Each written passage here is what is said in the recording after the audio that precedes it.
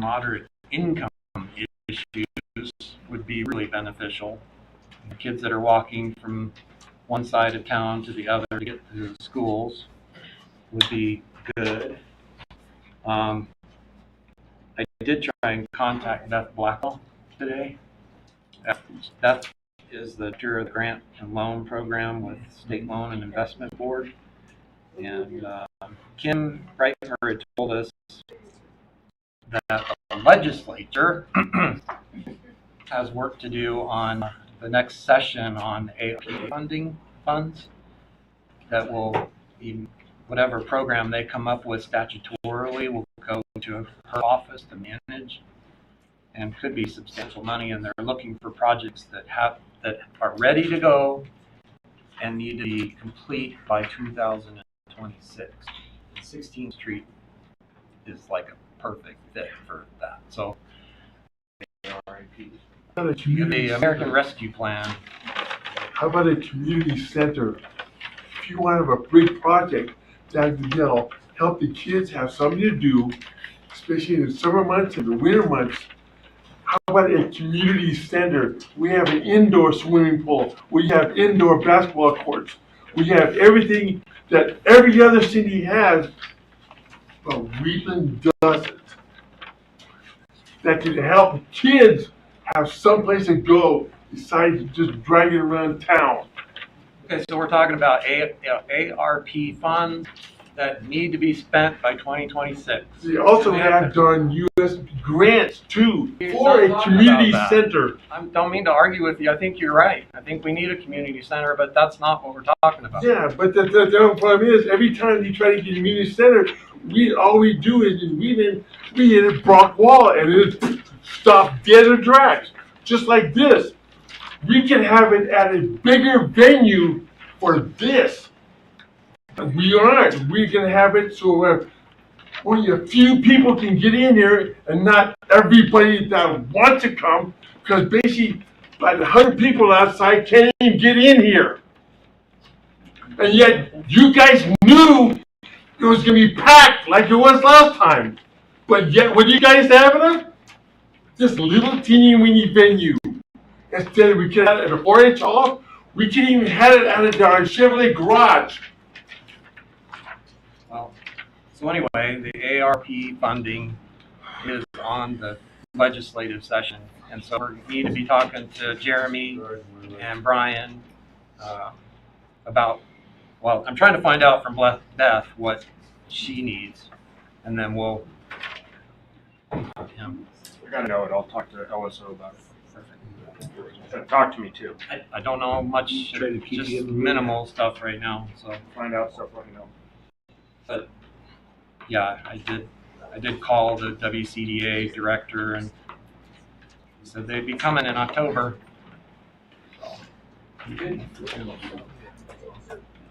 That's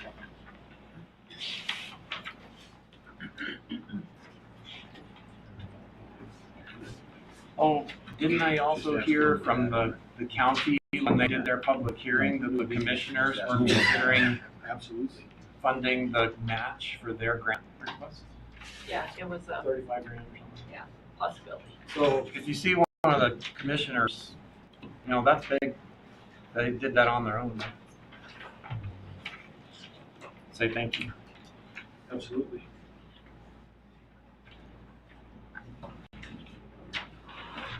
Andy, is there any movement on our agreement with the ambulance banner? So I'm working on changes. We are working on changes from the last council meeting, and we have not made any progress. And I think we're going to try to meet with the Wednesday.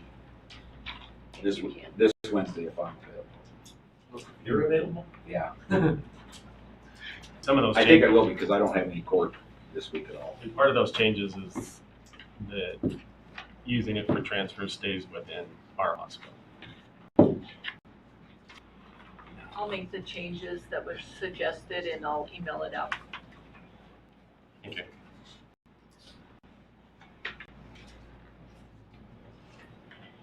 Are we starting from our current agreement, or are we starting from the one they sent us?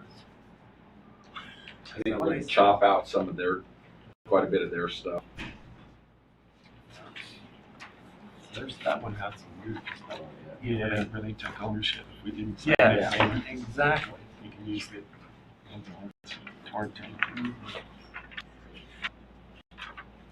That's all I had. Is there any further discussion on the consent agenda? Hearing none, all in favor signify by saying aye. Aye. Opposed, same sign. Motion carries. Moving on to petitions, memorials, proclamations, and public comments. Item number 1 is from Platte County School District number 1. It's a building permit for Libby Elementary. So I can address this. Libby Elementary is doing some restroom renovations, and they've asked for the council to consider waiving the building permit fee, which is $1,818. Previous request from the school district this past summer, council has agreed to waive 50%.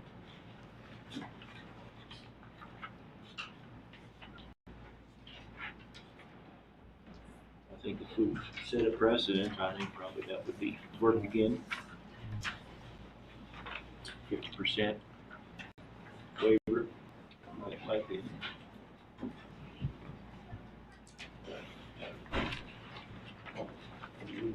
Okay, I'll move that we do the 50% waiver as we did with the high school. Some Second. Been moved and seconded. Is there further discussion? Hearing none, all in favor signify by saying aye. Aye. Opposed, same sign. Motion carries. Unfinished business. Oh, no. Nope, sorry.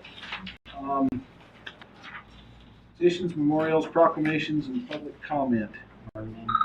Yeah, we gotta get, we'll call attention to some letters of thanks in your packet. And Merlin, this is your section if you have news for us. I do.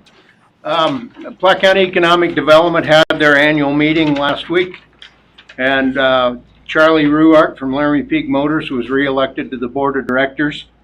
Brooke Brockman from J.G. Elliott and Jill Goodrich from Amped Electric will be joining our board of directors.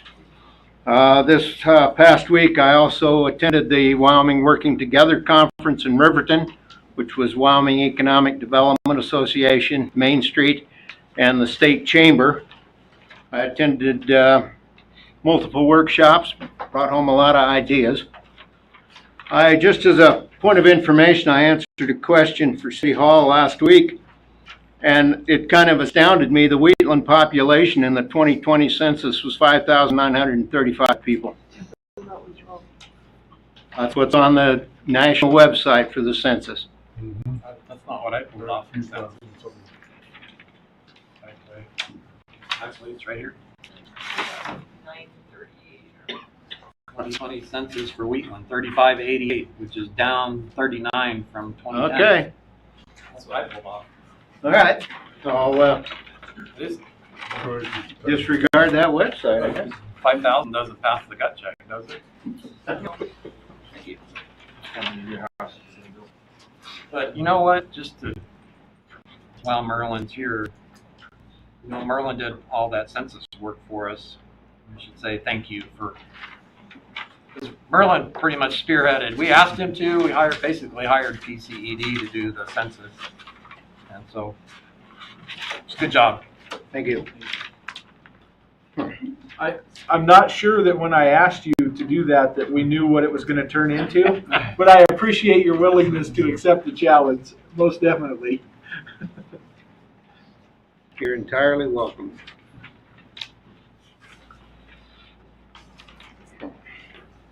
Any other? Is there any other public comment at this time?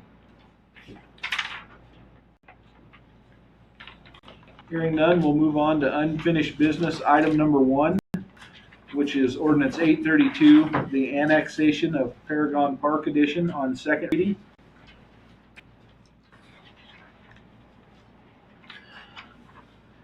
Mayor, during the last council meeting, it was requested to add in the legal description, which has been added down under section 1. Move to approve ordinance 832 on second reading. Second. Been moved and seconded. Is there any further discussion? Hearing none, all in favor signify by saying aye. Aye. Opposed, same sign. Motion carries. I did, actually, point of, just a side note, Commissioner Shockley told me the other day that they were working on de-annexing some portion of the Walden. Pruitt Road.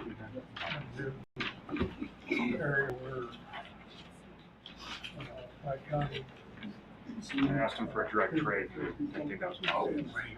Would make sense to ask, right? In out. Unfinished business, item number 2, which is ordinance 833, amending the town code for discharge and possession of firearms on second reading.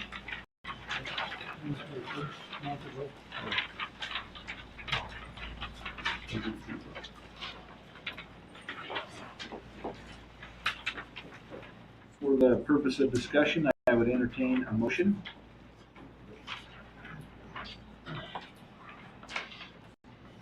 I'll make a motion to approve second reading of ordinance number 833. That's the latest and greatest changes. Been moved and seconded. Is there discussion?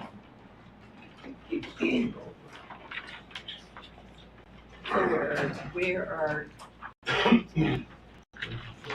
approving this as it was changed the last time, is that what you're talking about? Yes, tonight's approval will reflect the current copy that's watermarked as a draft. Oh, okay. Or any changes. Yeah, that we- and/or changes that may occur to that during this discussion. Morgan. Okay, my first question being with the VFW and doing our military rights funerals, no person shall discharge any firearms within the limits of the town of Wheatland. And also the town-owned property leased, which I'm assuming would cover the cemetery because of the military rights, the 21 gun salute at our funerals. I want to know where we stand on that, because the way I read it right now, we're against, it'd be Not allowed. not allowed, yeah. I guess I would refer to paragraph D that you just need to talk to the mayor or his designee, which would probably be Candy, to say, is it okay to? No, that would be a permit. Okay, but there's A the, permit, which is going to cost the VA to discharge firearms at a veteran funeral. They should not have to pay for there's them. the insurance and the amount of dollars not there. I mean, Those are just blanks though, right? the Yeah, dollar you still have to have amount insurance. is blank, but if we have to put up. No. What you're shooting are blanks. Yeah. It's still discharging a Put firearm. a firearm. According Can I to make a that suggestion? code. According to the code, unless you have a permit, you can't choose, you can't Can I make a shoot firearms. suggestion? Firearm by definition has to shoot a projectile. In paragraph 4 of them, I think you could put Even if it's just paper. on town-owned property leased for such Yeah, use the definition- or otherwise. Their definition or you says could put firearm. on property. Definition. You could also make an exception for military rights, just make a real quick military rights exception. Section. And do that in number It's 4. a military round, it It's says military. projectile, even if it's just paper, Read number 2. still a projectile. But we need something in there as a exception to the rule that's clear to everybody, because we've, fired in front of the Catholic Church, about every church in town plus the cemetery. When you read, legal counsel, when you read number 2, Here's what I would, in number 2, I'd put in the case of law enforcement, right after or the state in discharge of his or her official duty, semicolon, including military rights. That's gonna make it simple enough. Where would you put that? Number 2. Number 2. I don't think our military shouldn't pay for that at all. Oh, that last semicolon? Specific duty. Including military rights. Yeah, that one. I just want it simple. I don't know how simpler that can be. Okay. Brandon, Yes, can I make a suggestion? yes, absolutely. On the same, thoughts as Doug, since it says, armed forces, vets aren't part of the armed forces any longer. What about after the semicolon and official duty, but, or by military or veteran, or by a military or veteran detail rendering a 21 gun salute or something like that. Period. That should cover it. And that covers the veterans as well. Because sometimes you'll get in a military funeral, you might have Air Force come up and then you and sometimes you may have veterans from the VFW or the American Legion. It's usually a Did mixture you, of did both. you, I think just including military rights performed by military men. Cover it all, wouldn't it? I mean, I understand what he's trying to get at. And to clarify on this, Mayor, there's no permit fees required on this, correct? Yes. Candy, if that part stayed in there, there wouldn't be a fee for it? no, there would not be a But are fee. we gonna have to get a permit or not? If we vote this addition of the verbiage in paragraph number 2 through, no, you would not need a permit. You would just carry on and do as you do.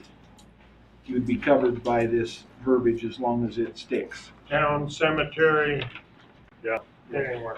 Then you need to specify in there what Morgan's talking about, like the churches, the cemetery, VFW. It's just military rights. Be on any town-owned property or leased or used by the town. Oh, it's up above where you wouldn't have to be on town-owned property. Within the limits of the town of Wheatland. It would cover you within the limits of the town of Wheatland. It's been suggested instead of military rights, military honors. Yeah. Fine. I think that's in Military actual- honors. Military funeral honors is the actual term. Do you discharge for anything, for other things other than funerals? Just asking, is The there? only other thing I can think of is, we have a 21 gun salute when we send the old, ragged flags that we've refolded to the crematorium in Cheyenne or Casper.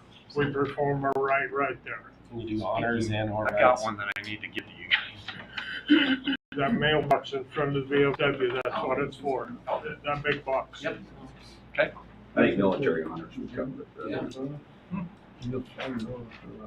Yes. Wouldn't the, what the gentleman was talking about there, if you guys are gonna use, like you're saying, cent fee for the purpose of this section, following term shall be defined as follows, and then you use the state firearms definition statute, which is designed to expel a projectile. So if you just use blanks. That's what I was kinda getting at too, yeah. But that's just under section 9.05.100. It's not for the 9.05.090. Yeah. That's true.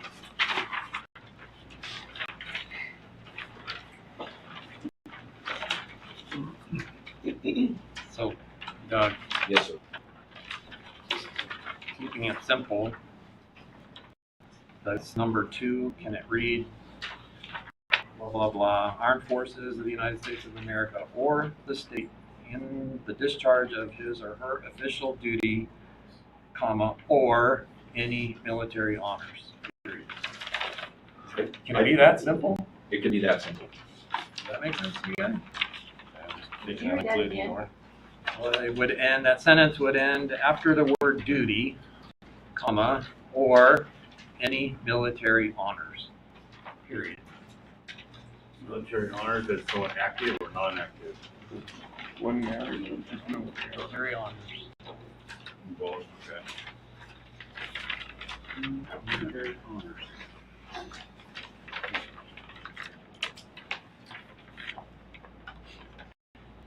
Yes. I guess I'm not understanding why in, number 2, section 8, number 2, and 905, 090, or a member of the armed forces of the United States of America.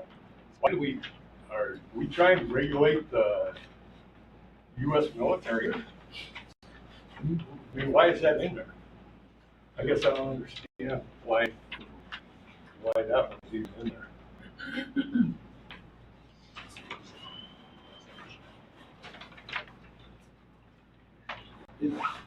Can I speak to that one real quick? Yes, Jimmy. So this is the exemption portion, so actually we're not trying to regulate.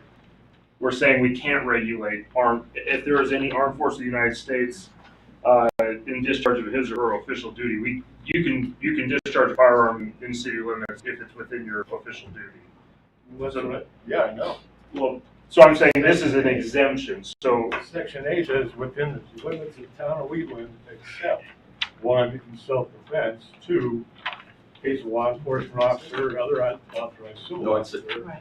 The top part says no person Or shall. a member of armed forces of the United States of America. But paragraph A, subsection A says, no person shall discharge any firearm within the limits of the town of Wheatland except, and those, as Mr. Harrelson said, these are the exceptions. We can't I regulate. understand that. Why are we putting the U.S. military in there? Well, Okay. a uniformed member of the military cannot fire a weapon in the town of Wheatland for any reason they want to.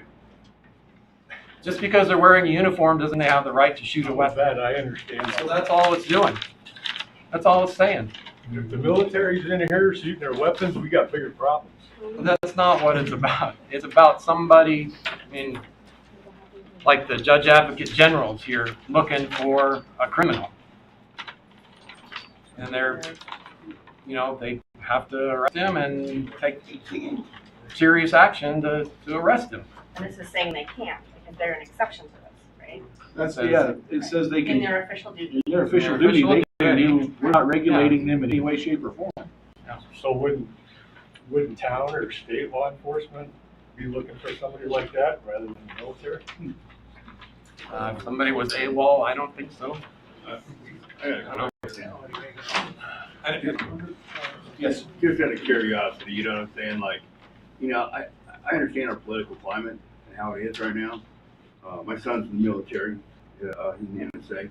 And I'll tell you right now, like, a lot of stuff going on in our military right now. If we have active military over here with guns pointed at us like they did during Katrina and they took our guns, then what? Then what? Good point. Good point. Nobody can ask that question? Good point. Well, I think number 1 then is what we need to use in self-defense. And that opens up to every one of us. Well, I'm just saying. I'm just saying, if law enforcement, if military comes here and tries taking our weapons, then we have number 1. And we can still defend ourselves. And then I have another that leads into that same thing, and that would be number 1, in self-defense. What about in defense of property? If they're coming to take my gun, that's defense of my property, not me. They will force me to defend myself, but they're not coming for me. They're coming for my property. And as an American, I have the absolute right to defend myself and my property. I'm just worried about legal language. You know what I'm saying?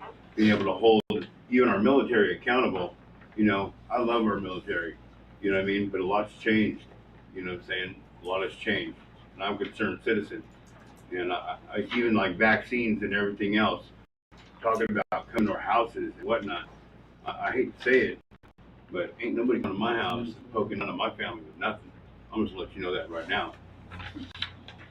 Uniformed or not, or health official. You understand what I'm saying? So I'm like very concerned about how you guys are putting language in here. You know, if it is military, whatever else, or hopefully, I'm hoping that our military will defend us when it comes time. The way it's looking right now, I'm pretty much dependent on myself and my community. You understand what I'm saying?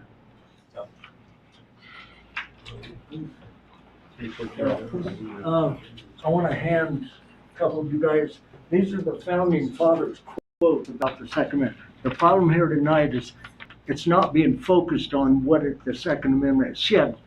It's so blunt, it said shall not be abridged. That means any of these changes, any of this stuff is bull. I know you don't believe that, but there's what the founding fathers think How about do all you even know that? Huh? You don't know that. Yes, oh, they have. I asked you about this. Yes, and I was I'm on that giving you ask you. evidence of what they intended and why. I had more than I You gave don't them know all anything away. about me, Daryl. But, well, let me read just a couple things. I'm only gonna read two, it'll take one.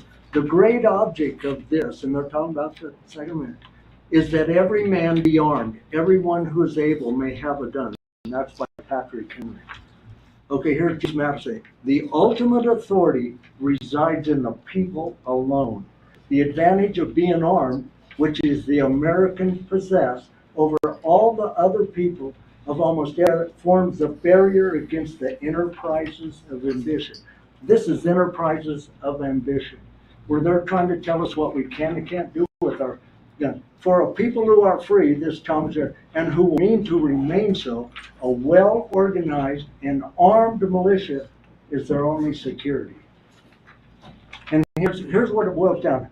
When laws, procedures, or acts directly violate the Constitution, they are unconstitutional. Everything about this, what they're saying about the arms, is unconstitutional, guys. Go and read your Constitution. Read what there's hundreds, and actually a few thousand pages that the Founding Fathers wrote about the Second Amendment and what they meant by it, and what it's supposed to be.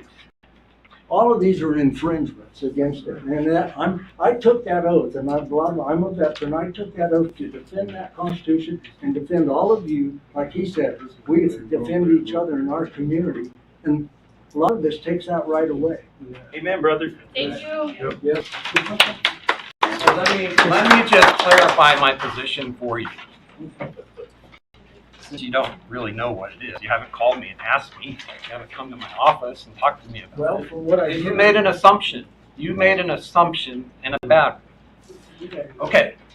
So over the course, since we've had our workshop and we've had internal discussions about this.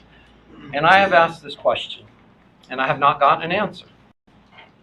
Our job here as councilmen is to protect the safety of our community, right? And my question has been, and Summer knows, are we safer by having no control or no ordinances over? Well, right now we're looking at just disallowing guns in this building. So is it safer to disallow by ordinance guns in this building? Or is it safer to just say, let's not have any ordinances? Well, Vermont and New Hampshire have the lowest crime rate in the country, and they have no control on guns at all. And for the lack of an answer to that question, I go back to my career at the Space Center, and we're sitting on consoles. Shit's going down. It's bad. And we're trying to figure out, we're kind of lost, what the hell do we do? And my supervisor, who's been around for a long time, says, well, Bill, go back to first principles. What worked? When shit's going to hell, what worked? Go back to what worked. And I'm telling you all this, right now, I feel like this country is in a shit show. And we need to go back to our first principles, and that's the Second Amendment. And that's how I feel. And I feel like maybe ordinance number, 100 needs just to be repealed. Just stick with the Second Amendment. Amen. What's There those you go. last 4 words mean? Do it. That's what he just said. Yeah, I know, that's what I'm saying. So please, you know, my phone number's in the paper every dang week. Call me. I mean, you'll be surprised. I think a lot of people here are assuming that I'm some liberal. I'm not. I was an NRA life member when I was Repeal that 14. 100. Huh? Just flat out repeal 100. Well, here's the Show of question. hands. Here's the question that I would have on number 90. Well, 100, yeah, repeal it. But 90, is it a crime to carry the weapon, or is it a crime to brandish it offensively? It's a crime to discharge it. If you make it. Neither. Neither. Yeah. If you stood up, if you brought a gun into this meeting and you pointed at me because you didn't like what I was saying, is that a crime? That's my point. Brandon. But No, on the other I'll tell you On what the it is. other hand, Well, I'll tell you what it is. If you point a gun at them at a meeting, it's not just brandishing. It's aggravated assault with a deadly weapon. It carries like 10 years in prison. So we That's already, not the ordinance. yeah, so we already have that on the books. And if they do that to me, it doesn't, is the punishment the same? To me, it's our issue, you know.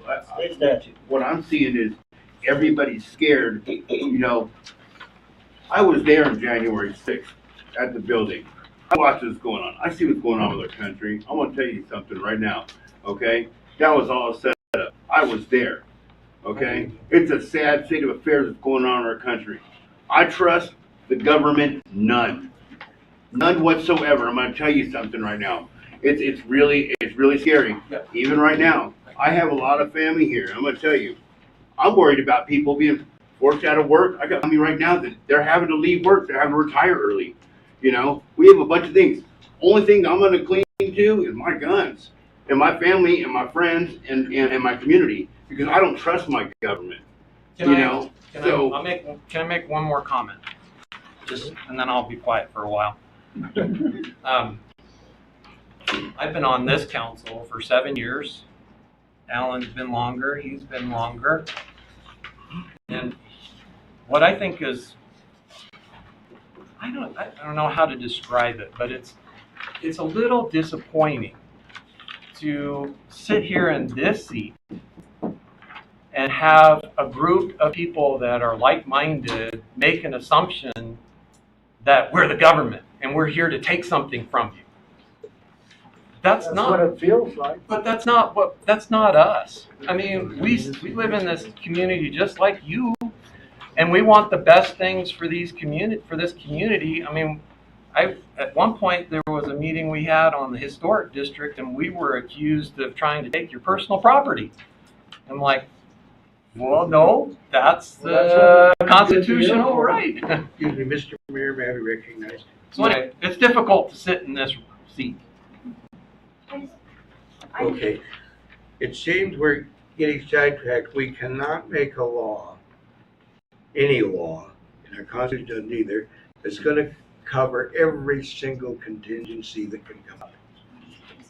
I mean, to a degree, we have to make a basic law, and we know what the spirit of the law is, and then hope that we have honest judges that if a very unusual circumstance comes up that nobody could have foreseen, that they make an intelligent ruling and within what the spirit of the law is. I mean, we can all come up with 200 incidents. Well, what if this happens? What if that happens? What if that? And no document can cover every contingency. So I think we have to make a good basic law, and then trust that we'll have jurors and judges that will go within the spirit. And if we don't have those, we're going to be in anarchy anyway, whether we have guns or not.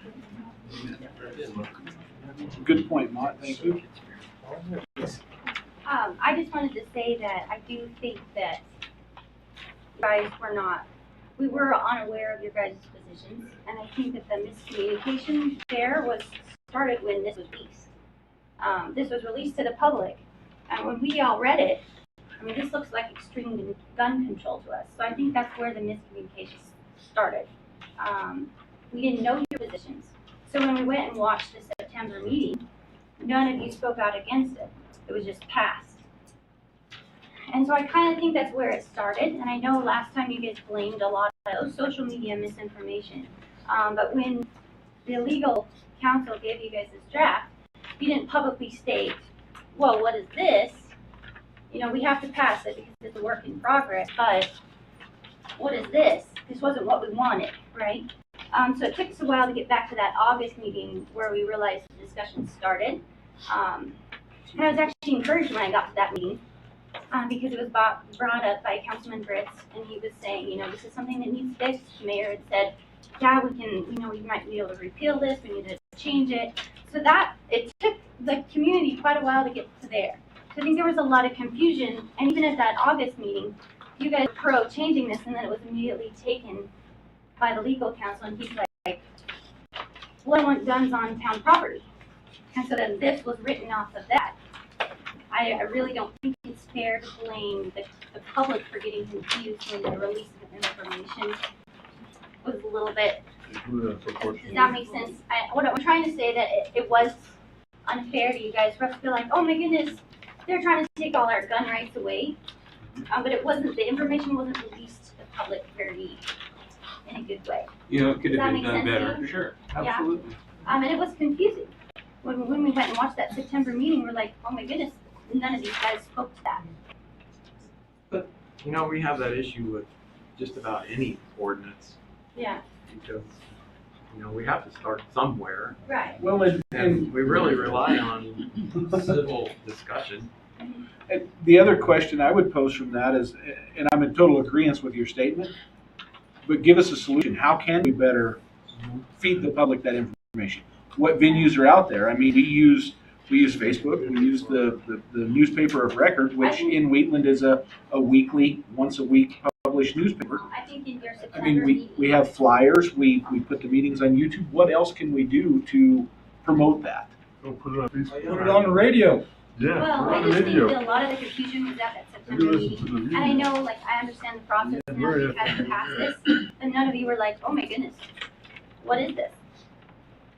Well, All at and once. and that's- I don't- you that's where the confusion see started. after the meeting, Yeah, after we're and done. that's And then we're like, right. hey, you know, And well, I this is feel what like we're gonna you guys, I do want to say thank you. I think the workshop meeting was great. I think you guys conducted it really well.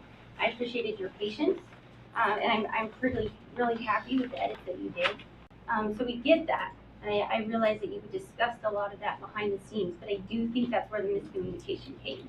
Well, and the other piece that I would add to that, and I think Councilman Madsen alluded to it at the last meeting.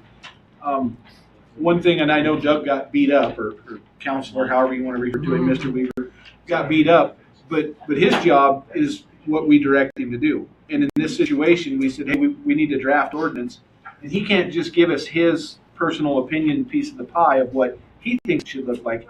He has to give us an all-encompassing whole pie that we work from. And so he took heat, but he did what we asked him to do, which was include any and all, every little thing that Maud alluded to that you might possibly conceive as a possible.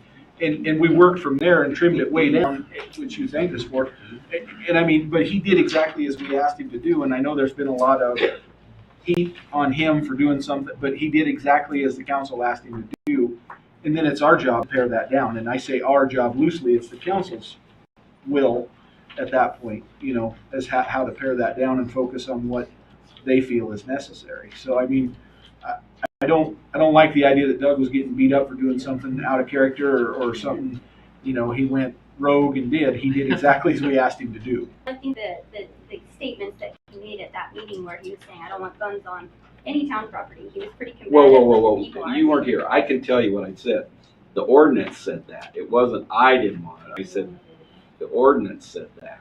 And the council, I think, to make it real clear, said this is a starting point. And it'll probably not look this way at the third reading in defense of the council. They said that in open meeting, the very first meeting. So it's a lot easier to get that whole pie, like the mayor just said, instead of now we're down to 30 days. And we're fine tuning. It'd make the next 30 days pretty miserable if all of a sudden we came back and said, here's the whole pie.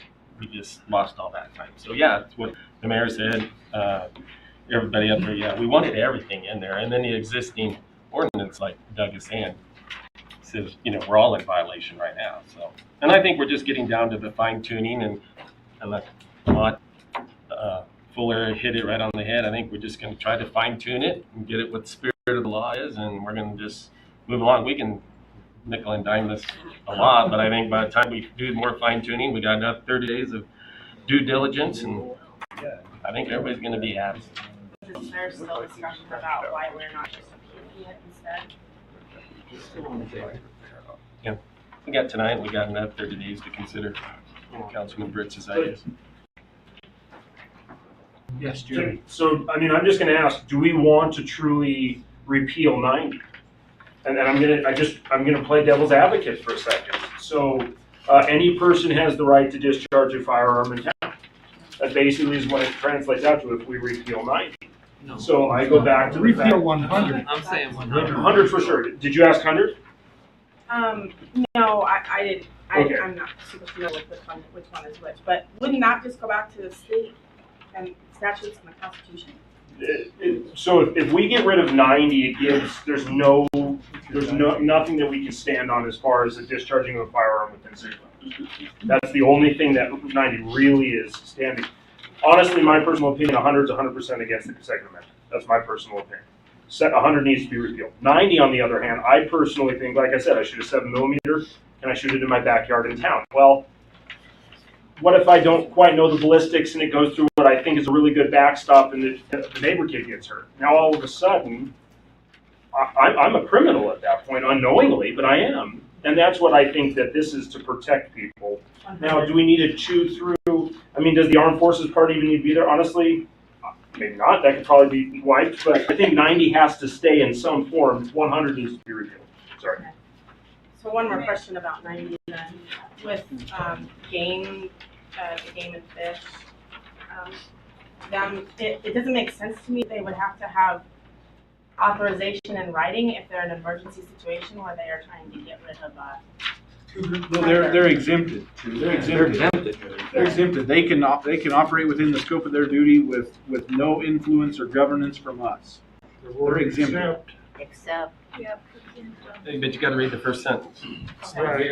And then read accept. So the key word is accept and. It says they may discharge a chemical tranquilizer gun. And then in C, so at that point, all they have is the ability to do that. So then in C, aren't they being told that they can discharge a firearm if they have authorization for game? Oh, okay. Okay, number 2. I'm seeing it. May I address this? So I appreciate this discussion because it is a very important one on 90. 100, yes, the only reason to have it there is for fear. Fear that our freedom will somehow lead to lawlessness, which is, the laws already cover all the things that that anyone would be afraid of and why they would have 100 there. So 90 is an important discussion, but I'm going to disagree that it's necessary because our state laws cover anything that we're afraid of in the town too. Let's say, that's an important thing. What if somebody's plinking on the back fence and they've got a neighbor? I understand that. However, state law, if they hurt somebody, it's the same as what if my 18-year-old gets in his truck and puts it in reverse instead of forward and kills somebody. That's covered in state law. We don't have to put that in the town ordinances, right? Okay, if I build something that falls down on somebody and I did it willfully with negligence, in other words, I'm saying is all the things that you're afraid of that would cause you to do 90 are already covered in state law. And and federal law, I'm sure. So I don't believe, and if you look at this, there are still redundancies in here that are unnecessary. In other words, is already covered in number 2A or A2. You know, it's just all, instead of making all these exceptions, just lean on, for both 90 and 100. Repealed, refer to Wyoming statute, blah, blah, blah, blah, blah, blah, blah. Because the only reason to have anything in here is redundant to state law. Keep it simple. That keeps you out of the weeds. It keeps all of us from being worried about the weeds. So you think it'd be okay to shoot a gun in your backyard, which is not self-defense? I think that if I needed to, let's say it's in my house even, in my backyard, and I am doing, like my husband's a gunsmith, okay? Let's say he's testing a BB gun or something in the, or whatever, into a target into the corner of the house. It's not aimed anywhere dangerous. We have full protections. He's not endangering anyone, and if he did, state law covers it. So, But that's not what I asked. I know understand. you think it's okay for people to shoot in their backyard. You know, and The backyards vary a whole lot in here. Like, some people live on the town, they have a cornfield behind them. I have They grandkids have- that live in town, Yeah. and they play in their yard, so Yeah. I don't Right. think it's very safe for someone across the street to be shooting in their backyard while my grandkids are out in their front yard. Are you sure, common that your sense. neighbor If is that's, gonna even acknowledge that law? it's common sense. See, yeah. a person who obeys is already thinking about his neighbor. He doesn't need to be told by you guys to think about his neighbor. My God, I got kids in this town too. Would I? Well, heck I'm no. not saying everybody's responsible though. But what I'm saying is the criminal doesn't care about your law, and that's who's gonna He's do not it. discussing criminals. He's talking about just protecting us from stupidity. Exactly. Stupidity is covered by the state laws. Can't It fix really it. is. The stupidity issue. I mean, I'm sure we could pull some up for you and email it to you if you'd like, because I understand you're concerned about that. And I personally will pull it up and send it to you. State law. Stupidity. Okay, and I wanted to say that I am really thankful for this discussion and for you all's willingness to discuss it, to actually discuss it and to go through these details, because that's what makes us a community and it makes it all work. I'm really thankful for the turnout to these things. I feel so much better. I mean, the world might be going to hell in a handbasket, but Wheatland's is Pretty safe. got some good. I know we still have Pretty safe. the whole variety, but I feel a whole lot better because of this. So I'm really appreciative that you all were willing to bear this completely and patiently, because there's a lot of stress right now. There's a lot of stress, and what you're getting is because you took those positions of authority in the council here, you're getting some of those stresses reflected back on you from world events, not because of who you are. So thank you very much. And if you are going to still feel like you need to keep 90 in there, then you need to chop out B because it's already covered in A2. You need to make provisions in C because you cut out the wording that explains extraction.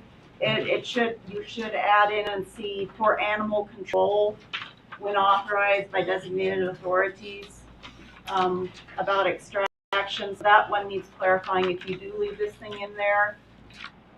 And absolutely, I would just, for 100, I would just put repealed and refer to state law, blah, blah, blah, Wyoming statute.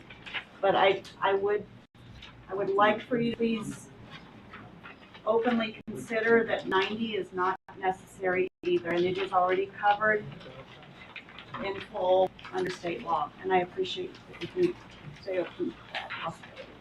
Thank you. I was wondering if it's ever been such a problem before the ordinance was brought out. There's people getting shot in their backyard on a constant basis. Was there even one? Yeah, you know, I mean, was it ever an issue until the ordinance was brought up? Well, was there ever an issue when somebody got shot in the backyard? That's irrelevant because It the is current, relevant. the current ordinance that's enforceable by law prohibits you from carrying a gun right now. That's right. We're So trying it should to be correct repealed. that. So it's not really a relevant question.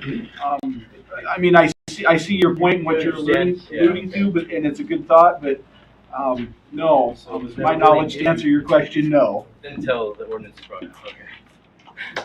Yes. Since it seems we're in general agreement and we're editing the draft right now, can we go ahead and amend to strike 100? A second. I mean, that's the will of the council, and I certainly think it's on the table from the feel that I get from them. Where do you guys stand on that? Well, we had some emails floating around, and just go ahead and say it, you know, my thing is we just go by state law. And Kill the whole thing. I don't know how these other guys feel, but we've had that floating around. Are there any other apprehensions to not striking it? Not for me. So what does the state law say? Well, if you're, let's say you repeal 9.05-100, I think the simplest way to do that is section 100 of the Wheatland Town Code. It's hereby repealed in its entirety, period. This, you don't have to say anything about the state law. That's already there. So you're just, if you're gonna do that, that's the simplest, cost you less in the newspaper. If that's what you wanna do, that's the easiest way to do that.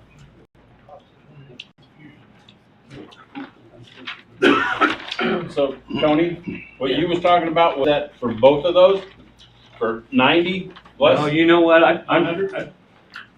personally, myself, I think we need to keep 90. Oh, We yeah. need to do some work on it. The way it is now? Yeah, well, the way it is right now, I like the changes of the military rights and honors. Right. I like that. I think personally we need to keep 90 with, you know, some changes. I don't like 100. So what's your fear on 90, might I ask? My fear, What's your fear? the 90 You think is, we're that irresponsible with the weapons? yeah, you know what? We haven't had. There are some people that are responsible. before found guilty. So, It's like you don't, Hey, can I talk? Can Can I talk for a second? So if we repeal 90, so it's gonna be okay to go shoot dogs in the street or whatever? Is that gonna be legal then? It needs be. You know, in town? No. Is that gonna be, Shoot is that dog gonna be in legal? town is attacking you? I didn't say that. Or in your yard? Is that gonna be legal? Shoot them off in the air in a parade would be legal, Shooting them off in a parade would be legal, which is dangerous. which is dangerous. My question is, does that happen now? Does it happen now? No. And you're Not to my making a law, knowledge. you're making a law out of fear. If something isn't happening, you're making a law. You know, we're trying to change a law that's currently on the books. This is already To make it less I know, illegal. we're suggesting you repeal the whole thing because he's wanting to keep 90 because he's scared somebody's gonna do something when there is no fear. Yeah, well. Okay, I am an NRA member and I'm very pro-gun. I'm a school competitive shooter safety instructor. But as much as we would like to think all people are responsible, unfortunately 98% I think are. Yeah. If you think everybody is so responsible, we don't need regulations. Just take a drive out and see how many bullet holes you see in street signs and stop signs. Is that responsible? Point. Mailboxes. And you guys, I'm gonna throw another thing in there, and I understand very much what you're saying, but 160 decibels is 7 millimeter. I get up at 5 every morning. I mean, I'm gonna have the best backdrop in the world, and it's 100% safe. Who wants to hear my 160 decibels at 5 o'clock in the morning? You have a nuisance law. We do, but I'm just saying, I think that there has to be there has to be a common sense. I mean, A guideline. this is it. If it's in self-defense, I don't know. I look at my little boy out in the backyard with his 22, and I live on 11 acres, and we have no neighbors around, and he is very responsible. But you know, I don't know. I just think we need to be careful. That's all I'm going to say. I just think we need to be careful. Yeah, you be careful, but I don't. That's what I But understand why we need. is the law gonna make people more careful? Yes, yes. No. But if it's allowed in town and people start doing it, then the chances of an accident are there. They've never had stuff even in Because they're not shooting in town. They've never There had was any no shooting. law to not shoot in town. How about the shooting? Right now, it's the law. You cannot shoot in town right now. Yeah. It's been in the ordinance. So say 90 was repealed and someone did discharge a firearm that did hurt somebody, would they not be held for murder? State law would cover it. That's right. State law covers all that. So I can't hear you. I said if 90 was repealed and it didn't exist and someone did shoot in their backyard and hurt someone, would they not be held accountable? They still would according to state law, right? So why are we making double laws? That's personal responsibility. That's what you have regardless, no matter what state, no matter where you go. The law is the law of the state. If any of these happen, like somebody does fire off their thing and they're irresponsible with it, and they do hurt somebody, they're gonna have to pay the price. And I'm pretty sure somebody's gonna hear about it and they're gonna be like, their mom's gonna be like, don't you be doing that because this is gonna happen, you know what I mean? You can't assume the responsibility for everybody. You know what I mean? People got to be self-responsible for themselves. How do you feel about discharging a weapon? So there's a bunch of, they're firing at the band shell and they're destroying the band shell. Well, then they're being reckless with their weapons. We have no ordinance to charge them for But the anything. state has. Tell me what's the statute you're referring to, because I cannot find one. On vandalism. If we feel everybody's responsible, then should we repeal all our speed limits too, including those in front of schools? Because everybody's gonna be responsible and drive safely if they don't have speed limits.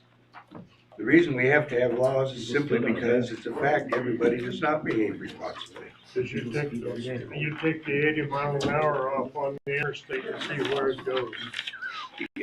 But the law does not stop them from driving 100 miles an hour. The law does not do that.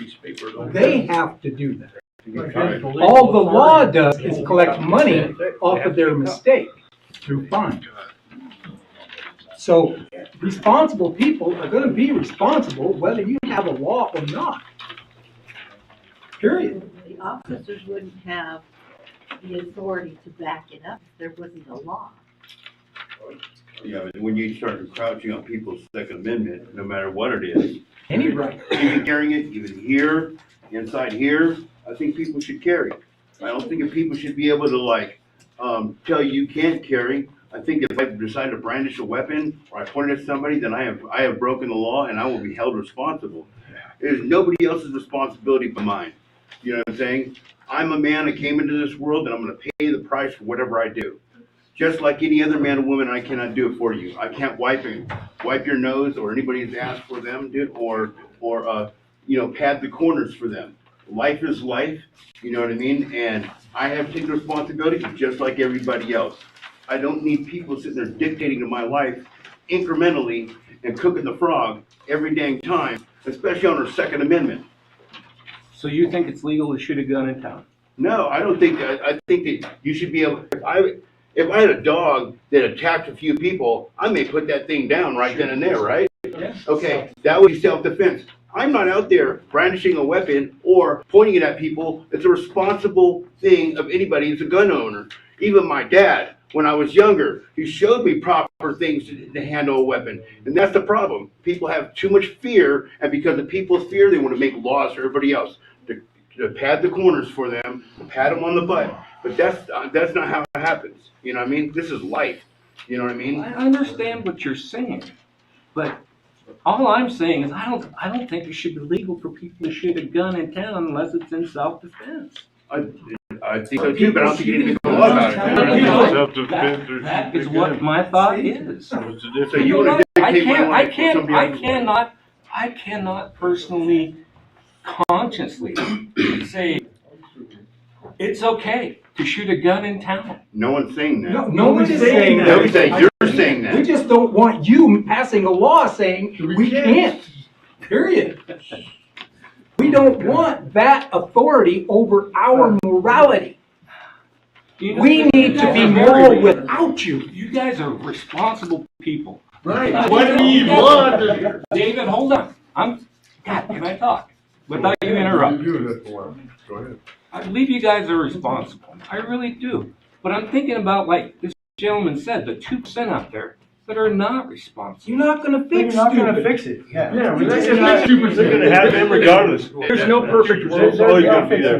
There's no perfect world, but you know what? With great freedom comes great responsibility, and you take away the freedom, people become less I'm responsible. not taking away anybody's freedom. It's in the How am I taking away your freedom? The line in the sand You're telling me is what I shall not can be and can't infringed. do. Saying you can't shoot a gun in town. Well, no, you're making it to where, Foot in the door. yeah, it's a foot in the door. That's what it is. It's not a- Let's not All because of your fear. Hey, Exactly. All because of your fear. let's not forget the fact that the current ordinance says you can't do those things. Yeah. We are trying to fix that. There's nothing here that is argumentative, and if we can have respect and respect the chair and the authority to speak, we'll change the rules of which we're gonna play by. When people start speaking, give common courtesies, let people have thoughts, they will be called out on if they raise their hand. Let's not forget that. We need to bring a little bit of control and order back here, because it's getting out of hand. Matt. I don't know, some of you may or may not know, but I work in law enforcement. I can tell you right now, I don't want my neighbor building a berm in the backyard and shooting it. You take this ordinance away, you take our ability to help you if somebody was to do that. It's not taking your rights away to own a gun. It's not taking your rights away. The ordinance has always been in place. We've always had that ability to enforce it. I'm saying, if you take it away, I can tell you right now, there is no state statute that's going to protect you if I build a berm in my backyard and start shooting at my fence. Because discharging a weapon in the state is not illegal. So if you have that in town and you give even one person that right, what do you want us to do when you call law enforcement and do something for you? Because we can't. I don't want a law book that's this book big. I don't. I really don't. Simple is better. More work for you. How But would that be any more of a deterrent than a person who's going to be charged for the crime because they did what crime? If you take this ordinance away, there is no crime. If I'm in my backyard shooting a target, kill somebody? nobody said I'm going to kill anybody. But if it I'm right there with Mr. Harrelson. I could build the safest berm and target in my backyard, and you think it's acceptable for me to shoot my .30-06 into? I can go buy a $10,000 target. You want me shooting that just one time? I miss the target and shoot it through your house. That don't hurt you. You'll be responsible for your actions, and that's the problem. The law already covers that. The law doesn't. I can shoot my weapon. The law does not stop you from shooting your weapon in the state of Wyoming. But isn't there a noise ordinance in the mornings at all? Sure, but that's a noise ordinance. But from Okay, so then that's what that would follow. from 10 a.m. to 6 p.m. I could shoot my gun every day of the week if there was no law like this in place. That's my only thought. I'm just saying. That's fine. It's already in place. We're not taking anything away. They are trying to fix it. They have done a lot for you. And like I said, I'm not a person who wants 10,000 laws. I like it simple. It's just, And just, I think we guys need to realize we could have a rifle range in everyone's backyard if we did this. And I'm not saying that would happen, but that is the potential that could happen.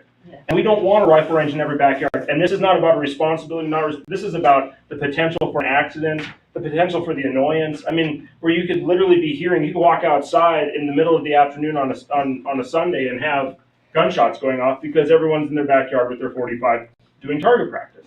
And it's legal. Some of us thoroughly believe in God-given rights.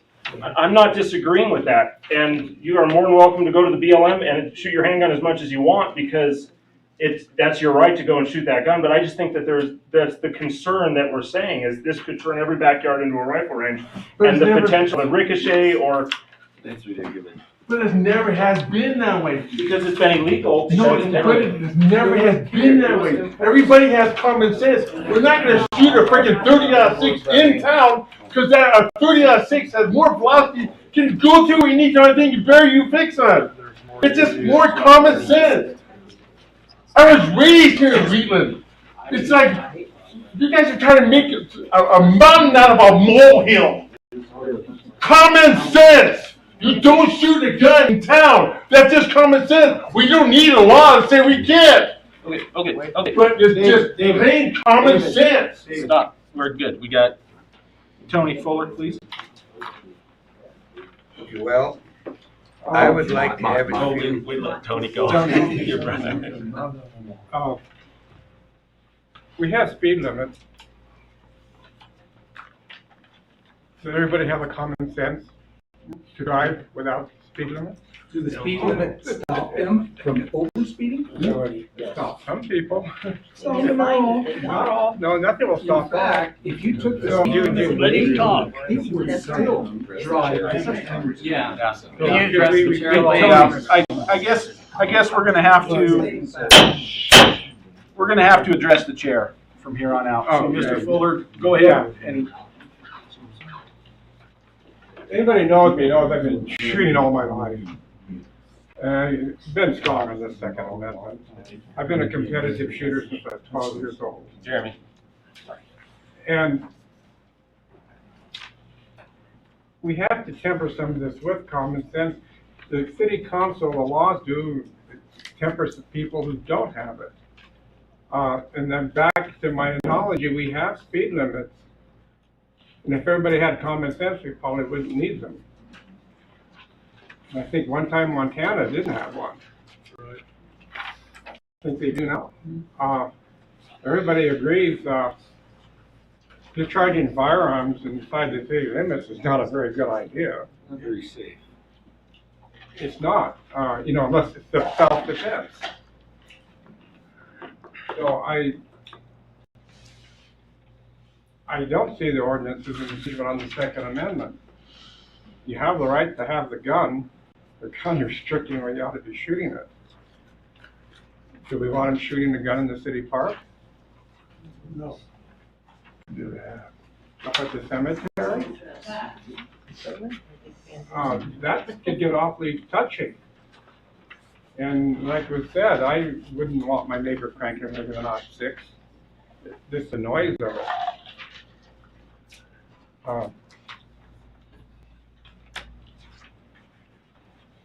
What I sometimes get afraid of is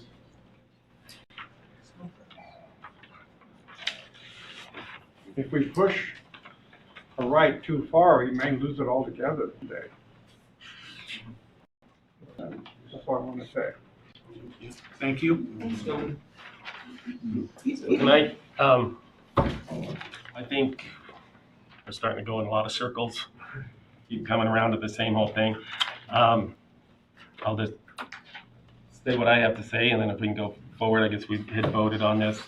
But like I said, I like the ideas that we made the changes in 90. I'm open to repealing 100, like the language council talked about. Me, I don't know what the need is to have a gun in this chamber, but I'm fine with if we repeal 100. And then also to let everybody know, everybody gets all worked up and everything, but you also got to understand, we made some changes.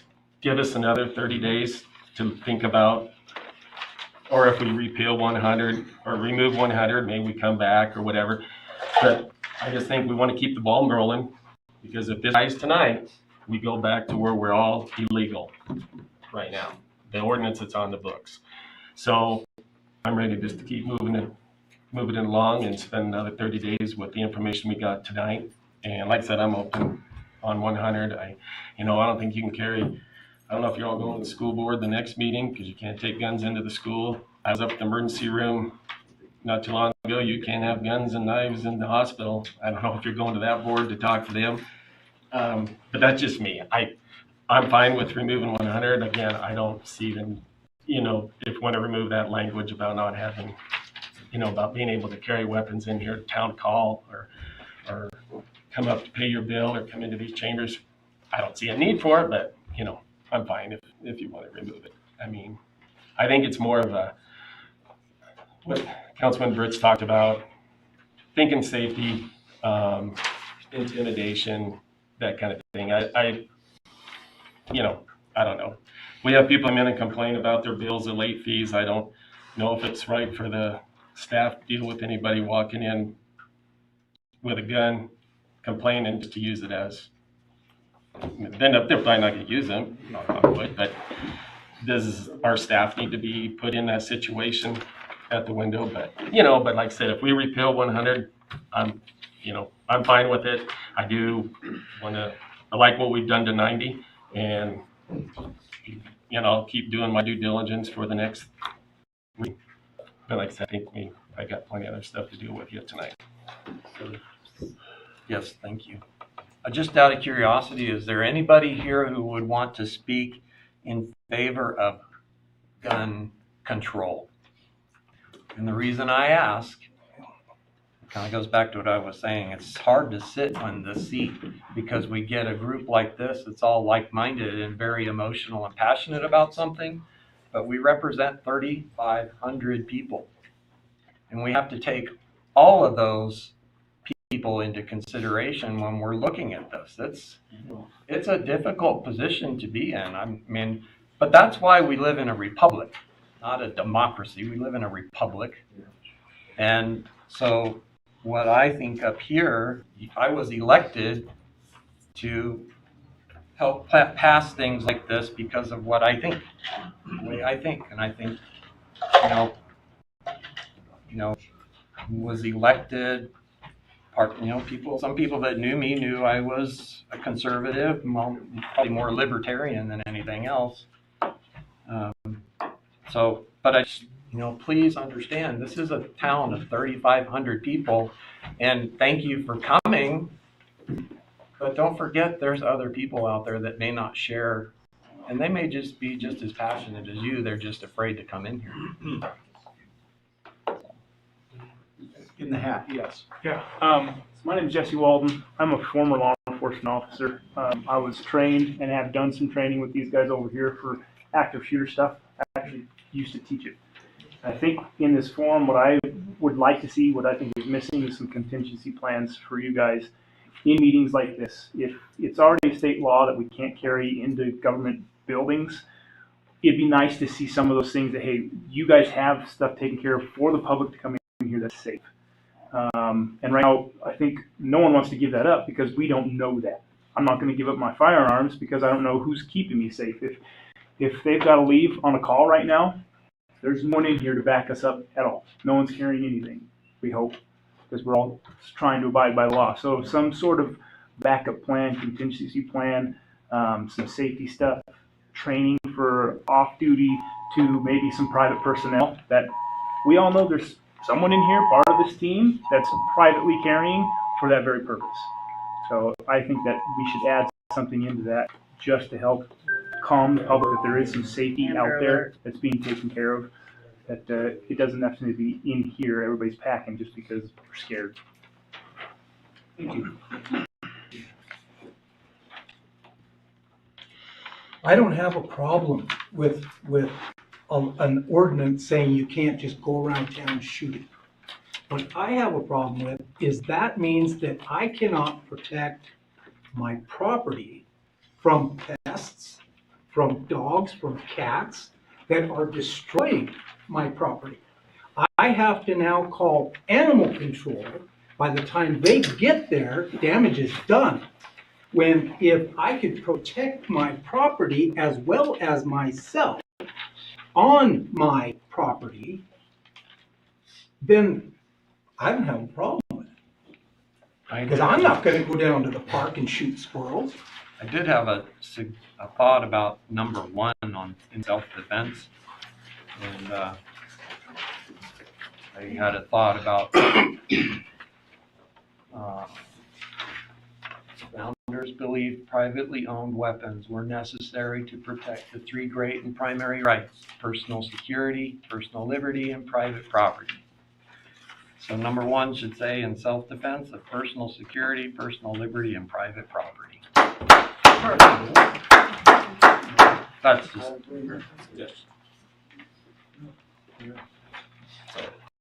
I think to get this going, Councilman Ray's made the motion, right? Yeah. Oh, Alan, so you would need to amend your motion to do whatever changes, I think, right? Or you could do a friendly amendment. Somebody else could make the amendment if you'd accept it as a friendly amendment. Whatever you'd like to do. Friendly amendment. Do you want to take a stab at Never it? done a friendly amendment. Well, then you can amend your, I'll just, repealed in its entirety. Is that what your amendment is? Sure. Yeah. And then who seconded? Donnie, or Councilman Brooks. Oh, I did? I'll second. Good job. It has been moved and seconded to approve ordinance 833 on second reading with the noted changes or as amended. Either way. Is there any further discussion? Sir, when will be a rewrite of this available to us? Give us a couple days. Okay? Do you have to come here to pick it up? Yes. Is it Um, not online? Just didn't want to wait till day 29. Well, you can call me if you want. I'll email it to you. So Thursday morning? By Thursday morning, it should be ready.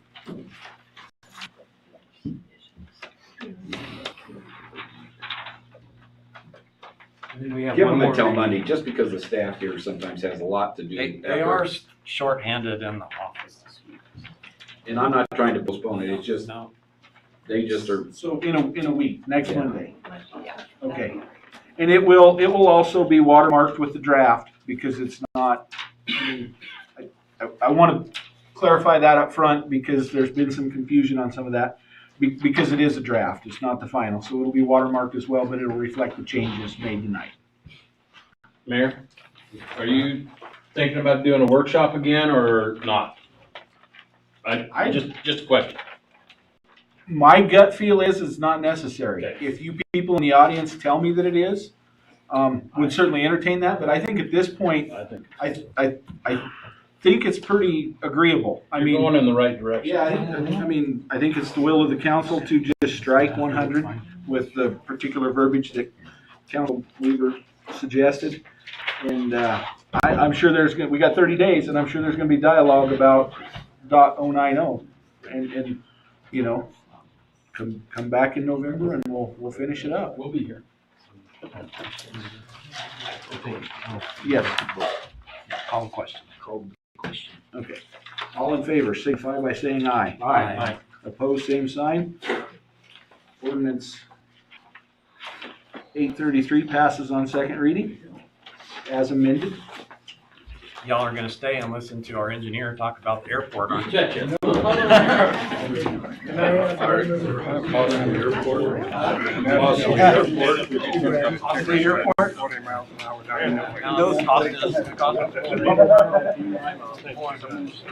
Or Yeah, there's enough. and I said, you know, it should be banked because they could bring it to the buyers. That's what it should be kind of. The asphalt was bad enough. I took monopoly days ago. I've been using the rifle matches and let it smile. But I'm just gonna set up a range and come back. See you tomorrow night. That's the word. Meeting tomorrow night. And then it's just start on it. Responsibility for you. So. So you don't know something else.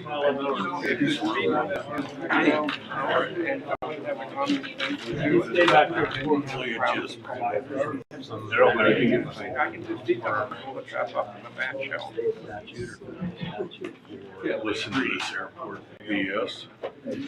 About ready to go, but I think they're cleared out enough that moving on to unfinished business item number 3. We have Josh Morris here with TL Engineers to give us a project update and other information. Thanks, Darryl. Thank you. So I guess I'll start off with the project update. So, we did the 1-year warranty walkthrough with Paul Reed Construction for the runway construction project.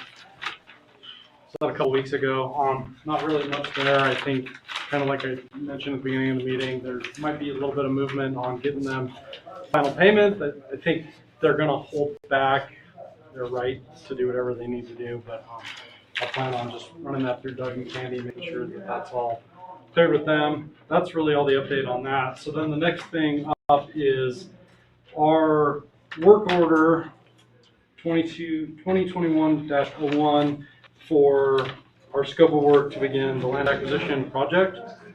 And so really the intent is to start acquiring the lots and the hangars out there at the airport to get them under ownership of the town with the intent to lease them back. So the first item is the work order. Did you guys have any questions on that? So it includes our scope of work and our fee.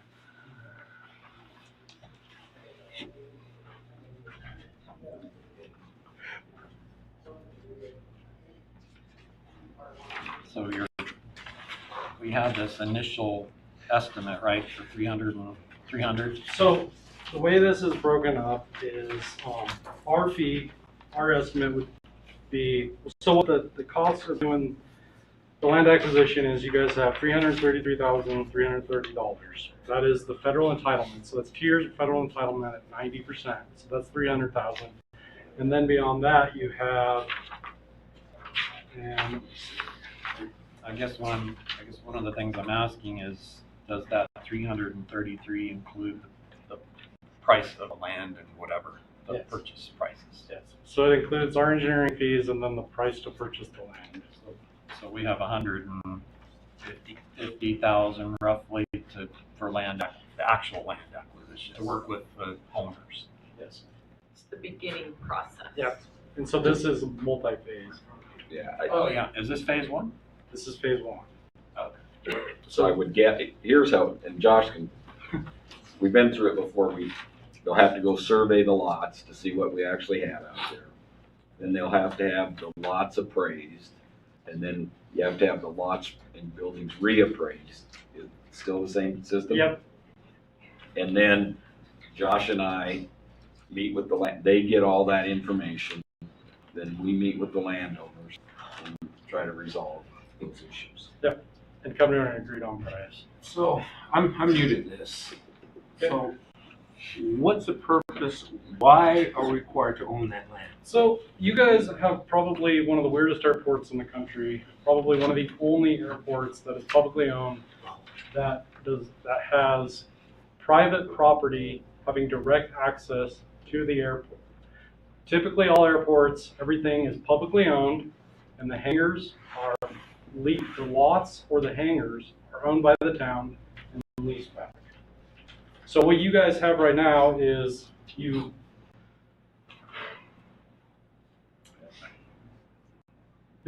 have people who can use your public airport from private land, and it leads to problems because you can't secure it, you can't control use, and it doesn't protect the town. And so the FAA, their understanding is they have grant assurances that they would like to protect you guys and also to protect them, that they've invested a lot of money into the town and the airport, and to make sure that it's in the public interest for the public good.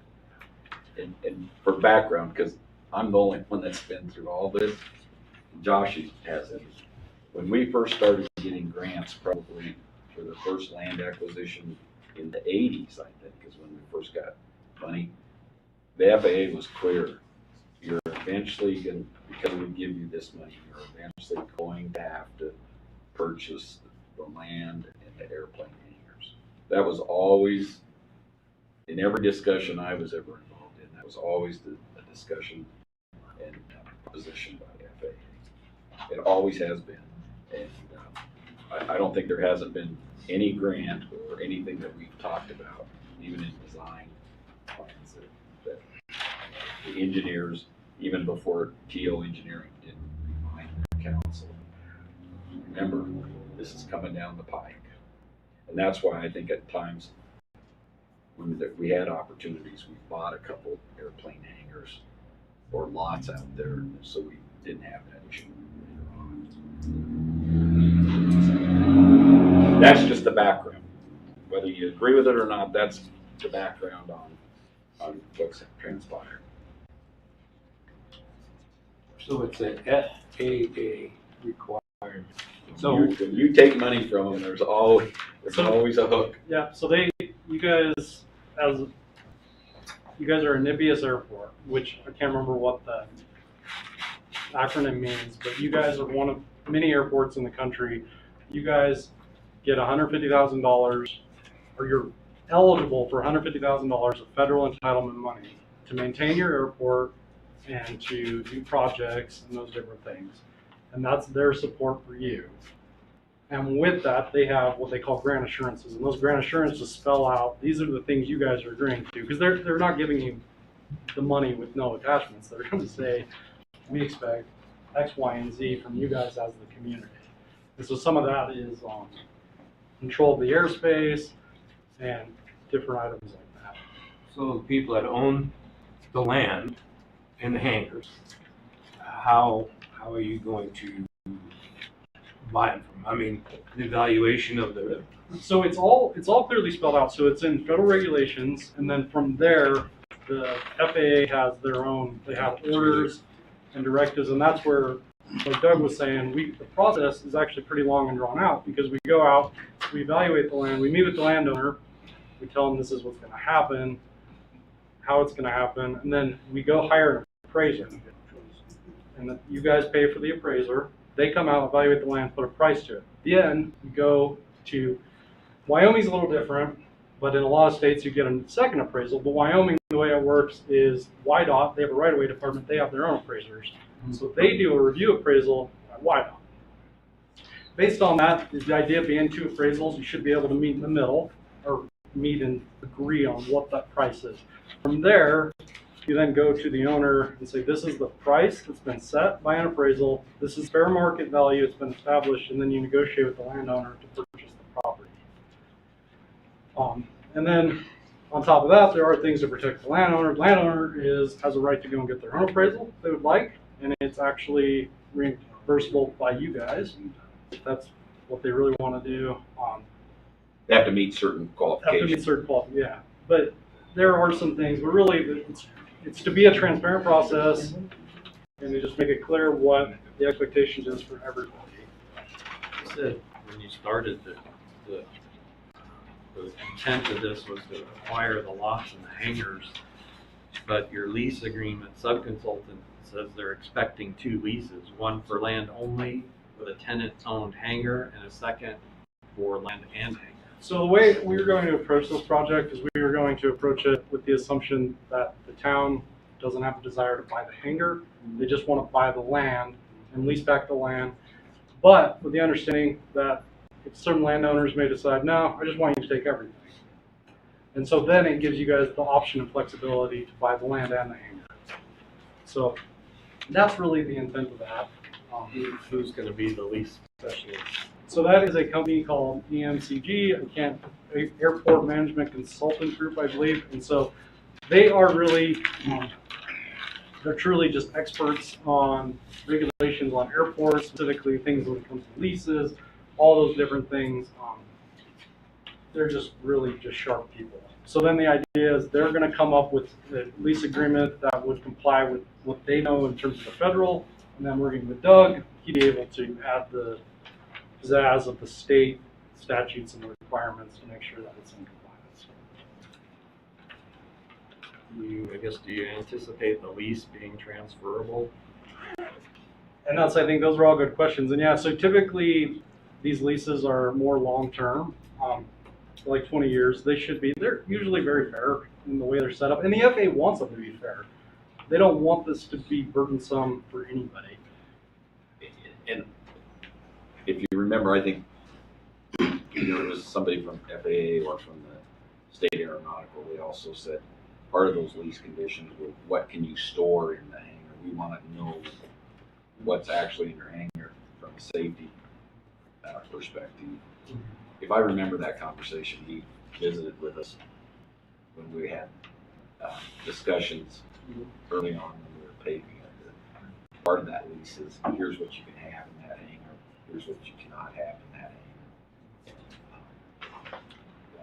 And really, the intent of that is the airport, what the FAA likes to see, they like to see that it's for aeronautical use, because obviously land next to an airport is somewhat limited. You can't just take your airplane from across town to get into the airport. And really, the intent is to protect and make sure that that's what it's used for.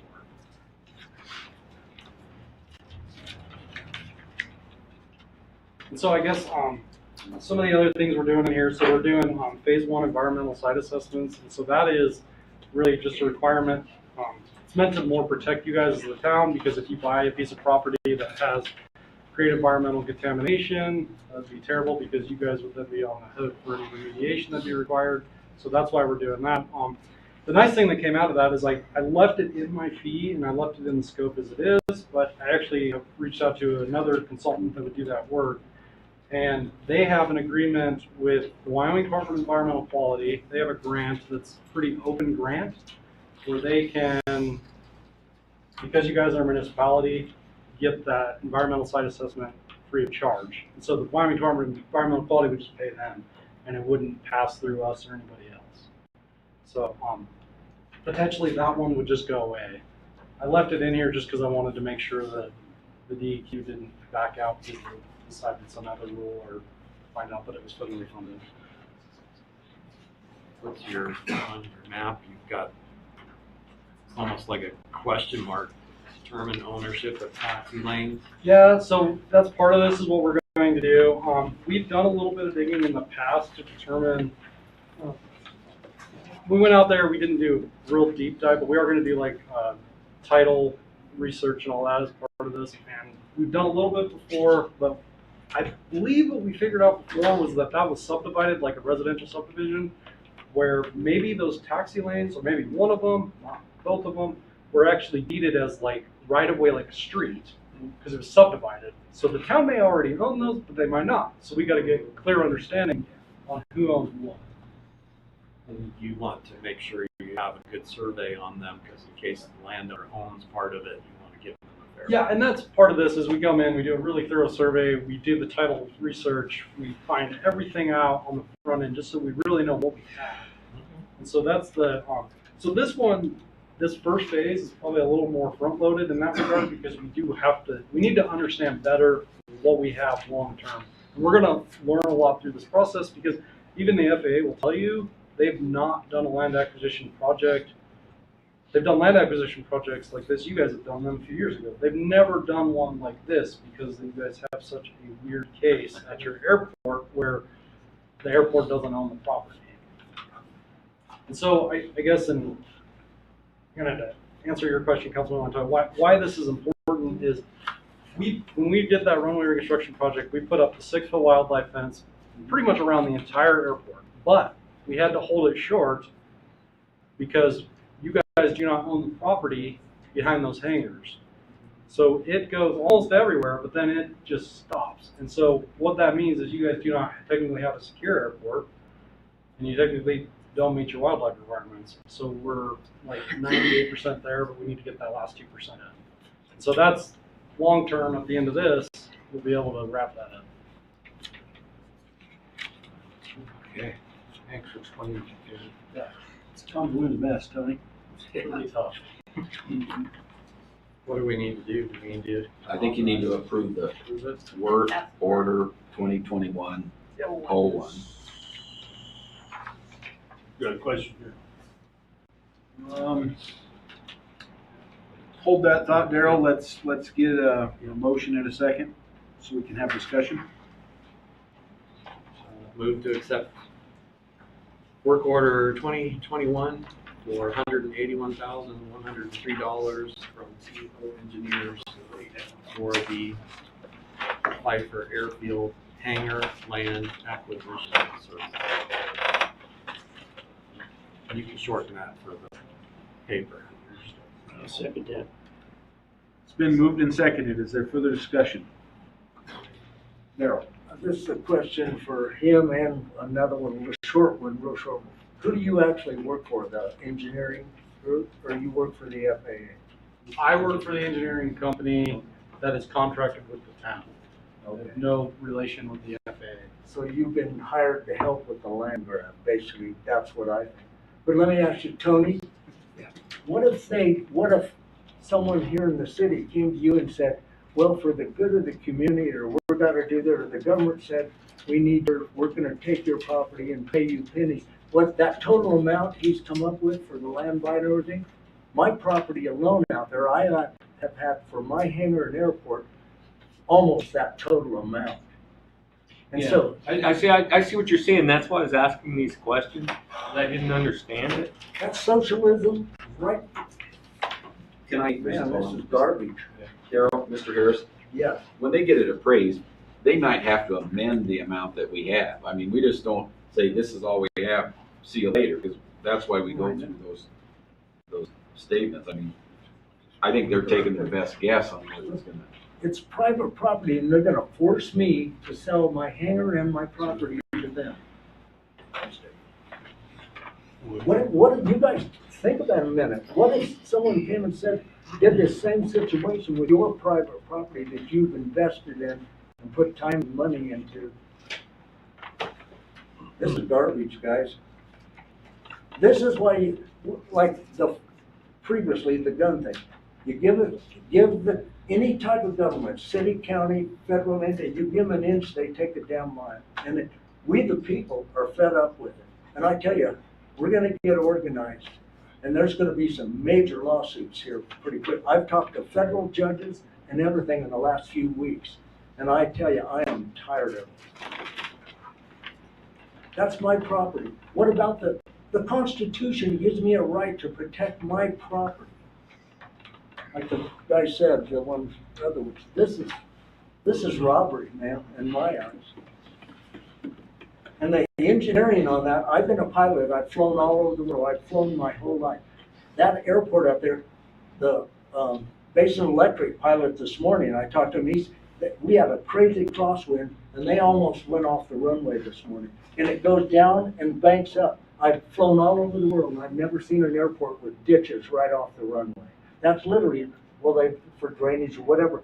But instead of having it out where an airplane, we've had quite a few airplanes since I've lived here in 20 years, have run off that runway. Somebody's gonna die with the engineering that has done it.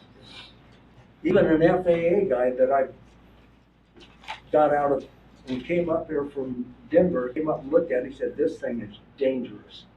Somebody's gonna end up dying out there eventually. We brought that, a lot of us pilots brought that up when the ditches were made, those slants and the banks going up. I'm sorry, guys, but I'm just happy.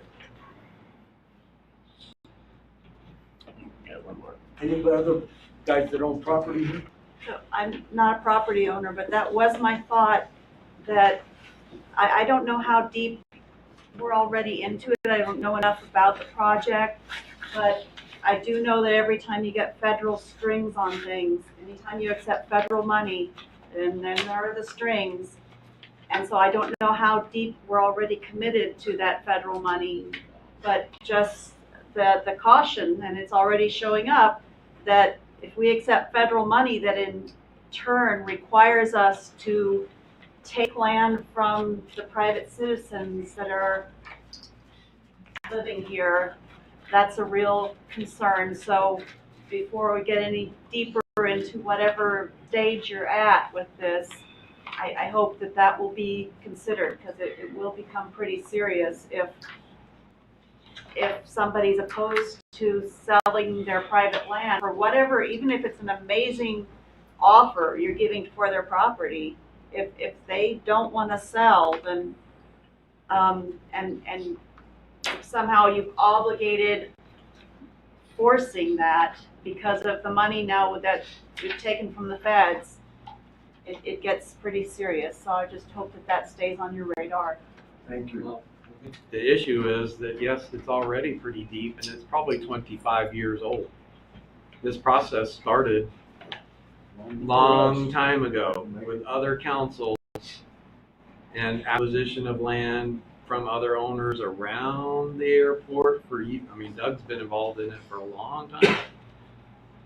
and just getting that, you know, 8 million? How much did we spend? 8 million is already sunk in that. Just in this last project, it's way Well, beyond. it's probably closer to 20 million. Well, yeah, with all From the the land federal government? acquisition Yes, and, yeah. federal and state government.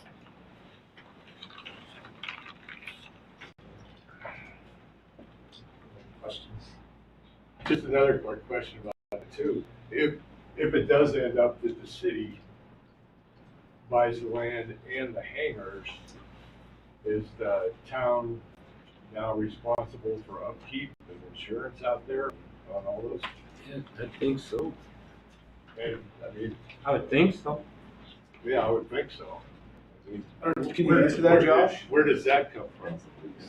It would depend on the lease, and that's where you guys have a good lease consultant hired to make sure that you guys set the rates reasonably to make sure you guys are covered.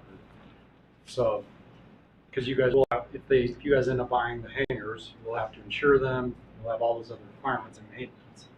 And so that's why owning the land is probably the more desirable outcome for the town. So this, I'm sorry, 'cause like I said, I'm new. Yeah. That's why I'm asking these questions. So this has been in progress for a long time, right? So when we asked for the money for our airport, that was a contingency that this has to happen. We've always talked about, I mean, there has not been a time when we haven't had a grant or we're doing anything that we haven't talked about. Ultimately, they have this long-term plan. I think there's a 25-year plan somewhere maybe. But the long-term plan was to acquire the hangars, I mean, the land or the hangars, and that all be owned. It was started, I want to say probably in 85, and we acquired some land and where we had Boondoggle Basin or whatever they used to call it. That actually got started. We couldn't reach a negotiated settlement. We had to take them to court for condemnation. There's a kink in that, but the FAA came back and said, you gotta try again. Went back through and because they'd spent a lot of money on it, and we went through and negotiated another settlement. And I think at that time, Basin Electric wanted the extension of the runway at that point in time, and that land, and they even kicked in some funds so we could resolve that. That was, I think, in 1988, if I recall correctly. And then You're giving us historical knowledge of 35 plus years there. And then the dip in the runway was always talked about too. They knew that dip was there. They knew that they were gonna have to come square that out. And then I think that's what happened in this last, whatever it cost us last time. But there was, even at the public hearings, I think they had conversations about acquiring the land or the hangars. Mayor, I mean, if we didn't accept federal funds, there would be no airport. I mean, federal and state funds, there wouldn't be an airport in the town of Wheatland. That's a fair statement. Not any. No, there wouldn't be that There would be wonderful no flood airport. where everybody came in and the plant. We use it for fire, we use it for. And the thing is if you require it, but it's not evicting.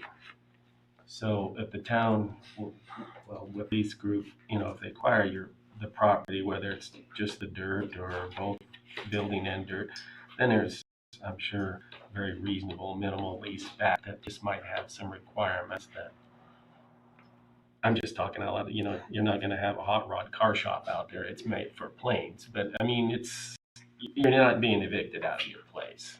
So, I mean, there is somewhat of a win on one side too. But this is just phase one. It's a long process. Look how long it took us to buy little strips of land to get the fence put up. 10 years.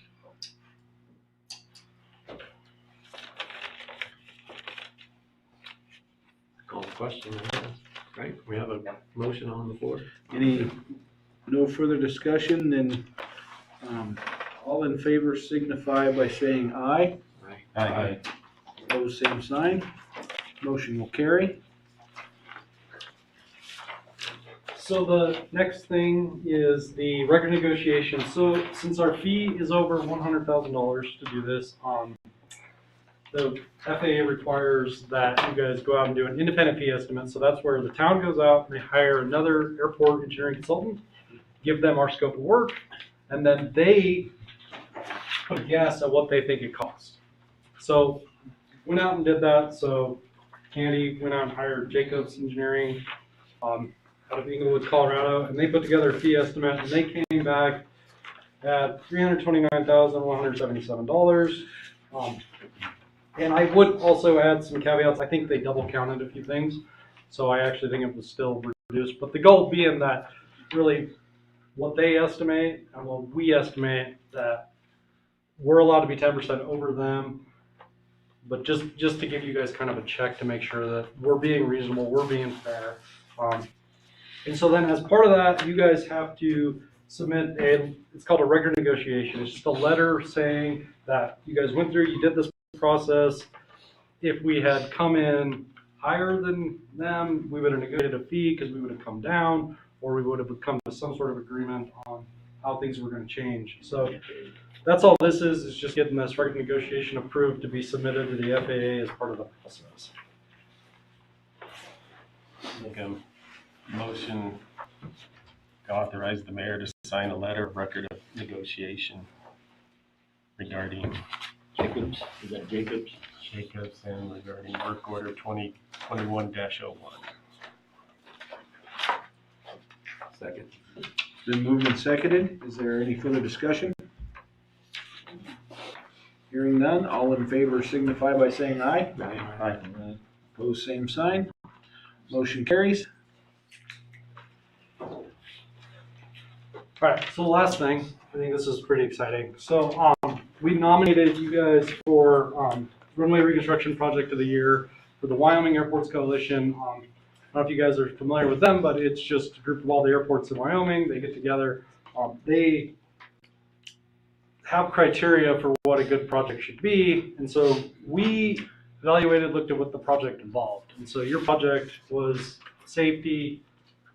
It involved a long process. Like Doug had mentioned, I mean, you guys truly started this process, some would say 25 years ago, but back in 2007, you did a master plan that identified a bunch of issues. If you guys had a safety standard at that airport that you could meet, I couldn't tell you what it was. And so pretty long drawn out process. And so we nominated you guys for this award, and you guys were selected. So I think that was pretty cool. So I just wanted to present that to you guys.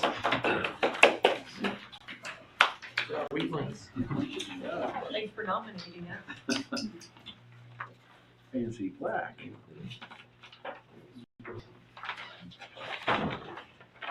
September. Cool. You want to touch it? No. You guys want to touch it? Don't touch Well, thank you for the update, Josh, and good luck moving forward. Moving on to new business, item number 1. Ingberg Miller Engineering proposal for engineering services for the Pathway Master Plan. Mayor, I can give you a little background on how we got to this point. Economic health. Oh, number 4, Economic Health and Development. I don't- Plans. Councilman Britz. Bill forgot too. Bill forgot too, because he would have reminded me. Let's go. Thanks, Mr. Mixon. I'm gonna move up front so I can hear better. For this part? I don't think I have, I mean, I updated my report, our report.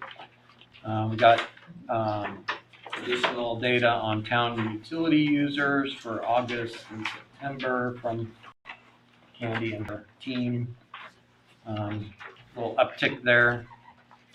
It's kind of nice. Then we have enrollments, the school enrollments. I've not asked Superintendent Jeffco about your question about whether these included homeschoolers or not. So I think that's still a valid question.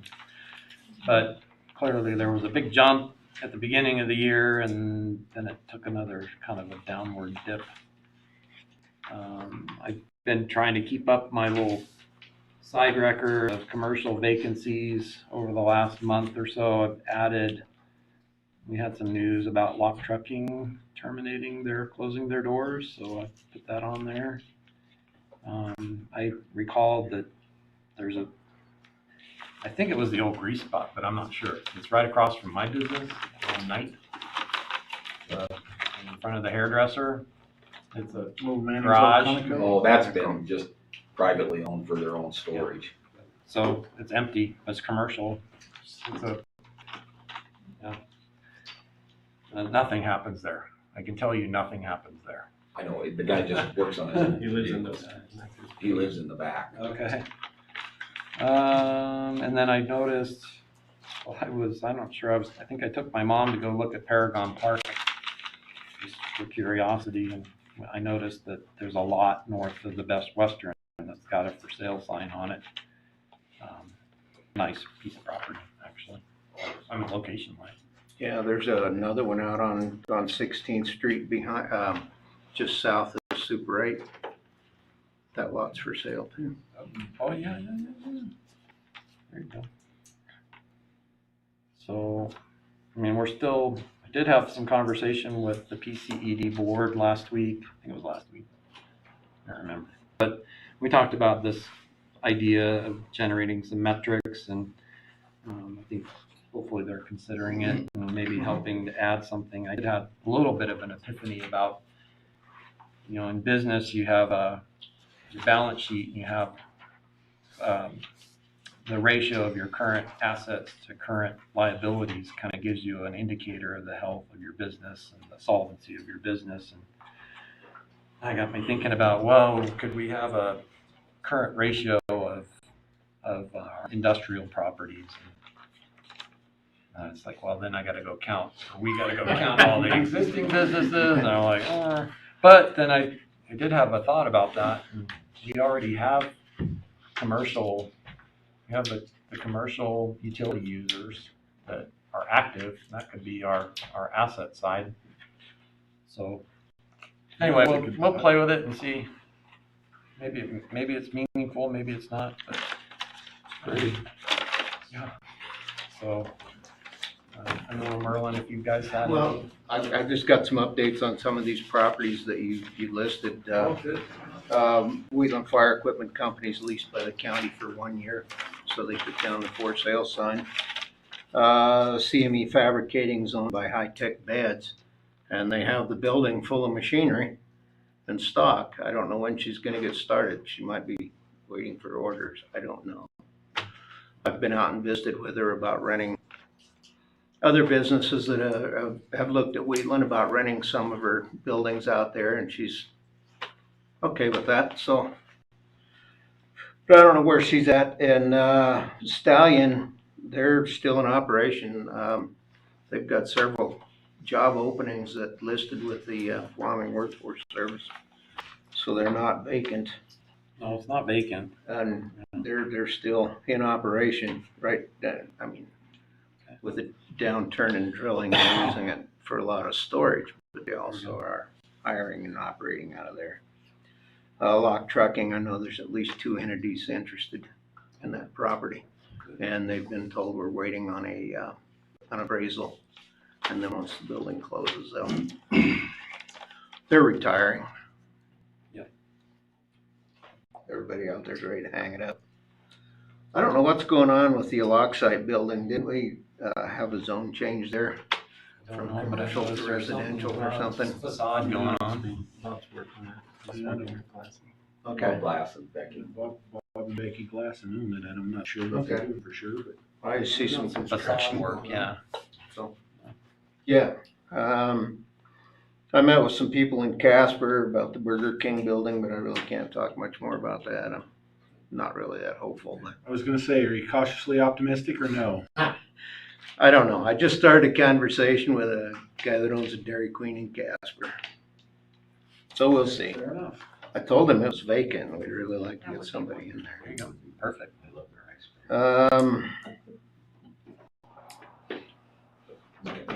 That's all I really have an update on, other than adding that other lot that's south of Super 8.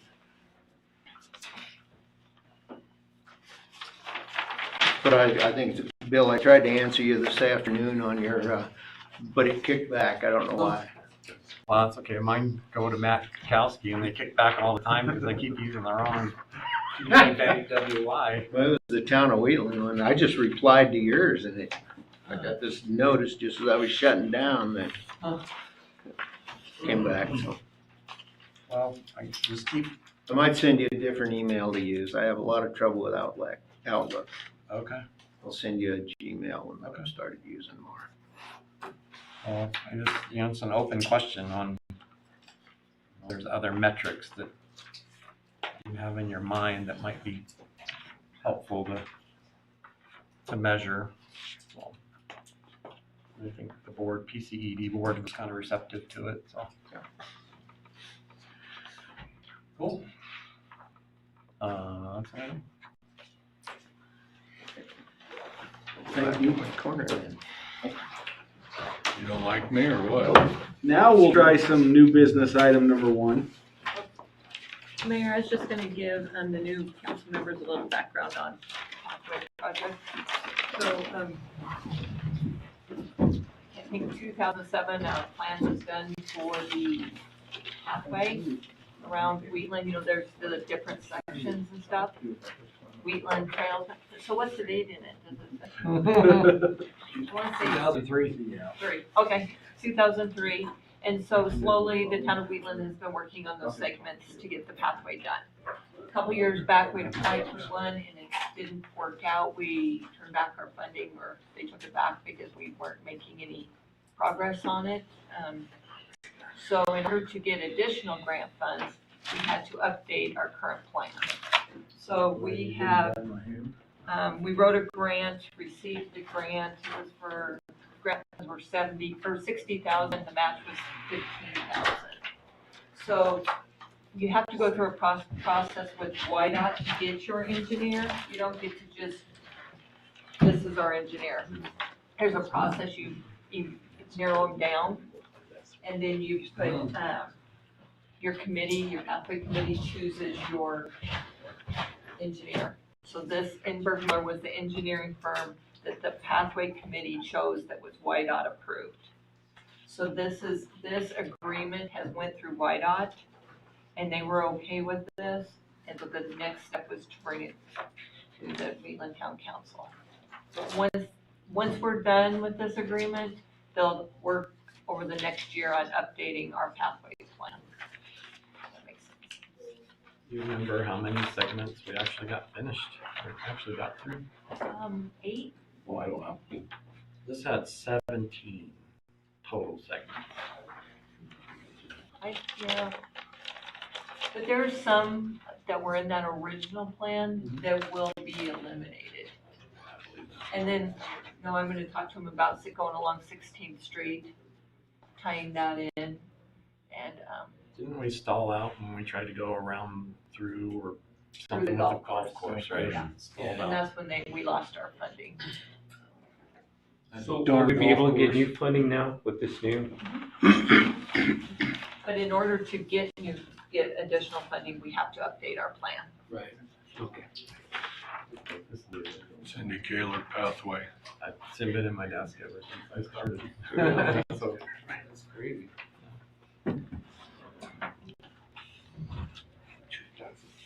I know. So we need action on this to get. Yeah, I'm thinking that Councilman or Attorney Weaver had some changes. I didn't have changes. I sent you out that had, Right. Candy sent you out my questions. Like all engineers, they want to limit absolutely their liability, but I had questions on buried structures and then that was in number 12, and then 16 termination. They want paid even if they were terminated for cause, whatever their last invoice was. And I don't know if that's appropriate.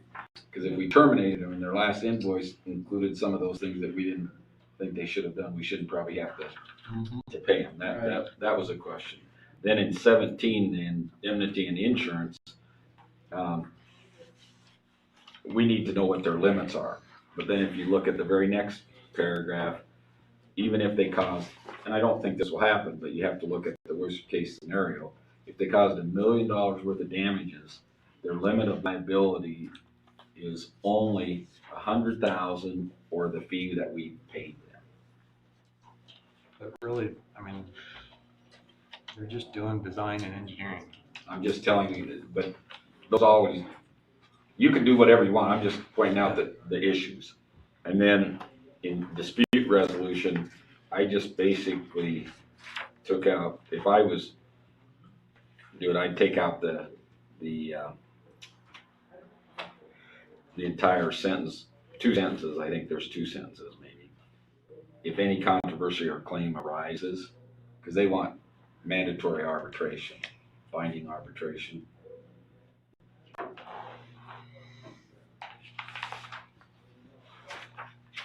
And the joint and several liability, that talks about hazardous materials. I don't know if that will even come up in this. And there's stuff in this agreement that probably would never, like Councilman Britz stated, would not even come up. But I think we probably need to address it because we're going to come down the line and do something else for us if they do.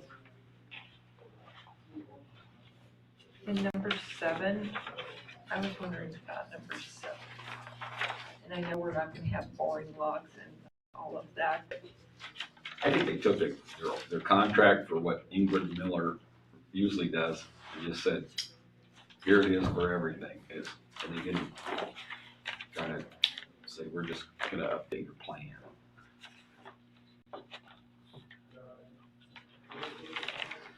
So you don't like the client? Let's start with 12. Client agrees to waive claims against IME for any injury or loss, damaging buried structures that are not disclosed via reasonable. So they're going to do the one call of Wyoming. So what are they going to do in this scope of work? That's what I think they need to narrow their agreement down to say, we're just going to plan this. And they don't need all this this stuff. front page, this page 1, 2, 3, Right. that's what they're for, I guess, is what they're gonna be doing. And like I said, I think they just grabbed a contract for their boring.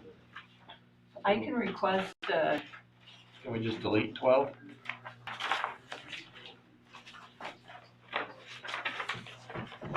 Yeah, I would delete it because they're not going to bore, they're not going to dig, they're not going to do anything.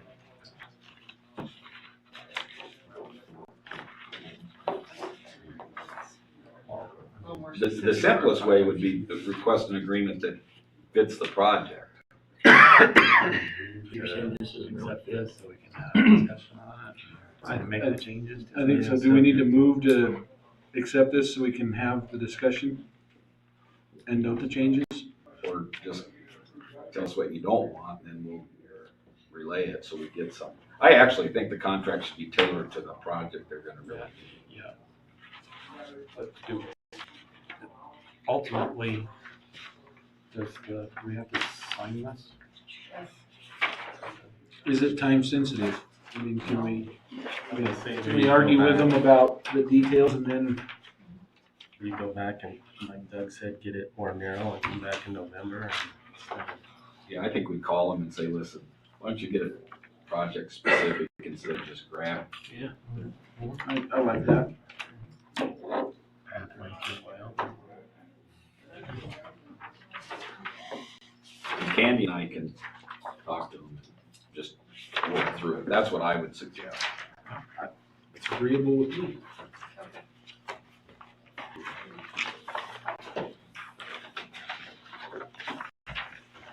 Is that this federal general provisions, is that part of it? Mm-hmm. Can we go your sam.gov info? that was required by WIDOT. I think WIDOT requires some of that. Oh. They probably have some. sam.gov every day. Yep. Yes, I do. Looking forward. Never know what you might find, huh? No, I found some pretty weird stuff. We didn't have a motion on the floor on that. No. No motion on the floor on that one. Discussion.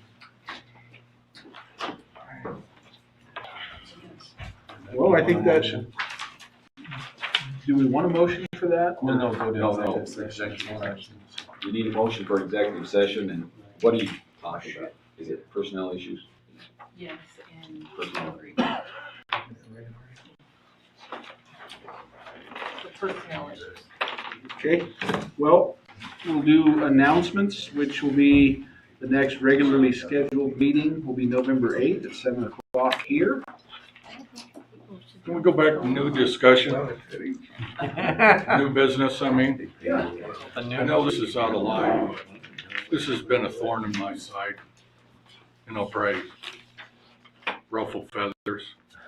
But that city dump station down there during the summer, we're losing a lot of money. That's a town. The city and the city park. And the coffee cans down there, but how honest does it keep? Throwing a few bucks in there for water and sewage. Yeah, we've had this discussion for probably the whole time I've been involved with the council where mayor's.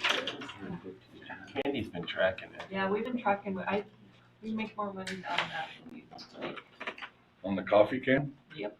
Wow. Well, we put a new sign up Yeah. and we put one What's out up. the sign? Not the. No. Not yet. Yeah, I didn't know where it was at, Candy. Yeah, no, since we put up this new sign, that was right around Memorial Day.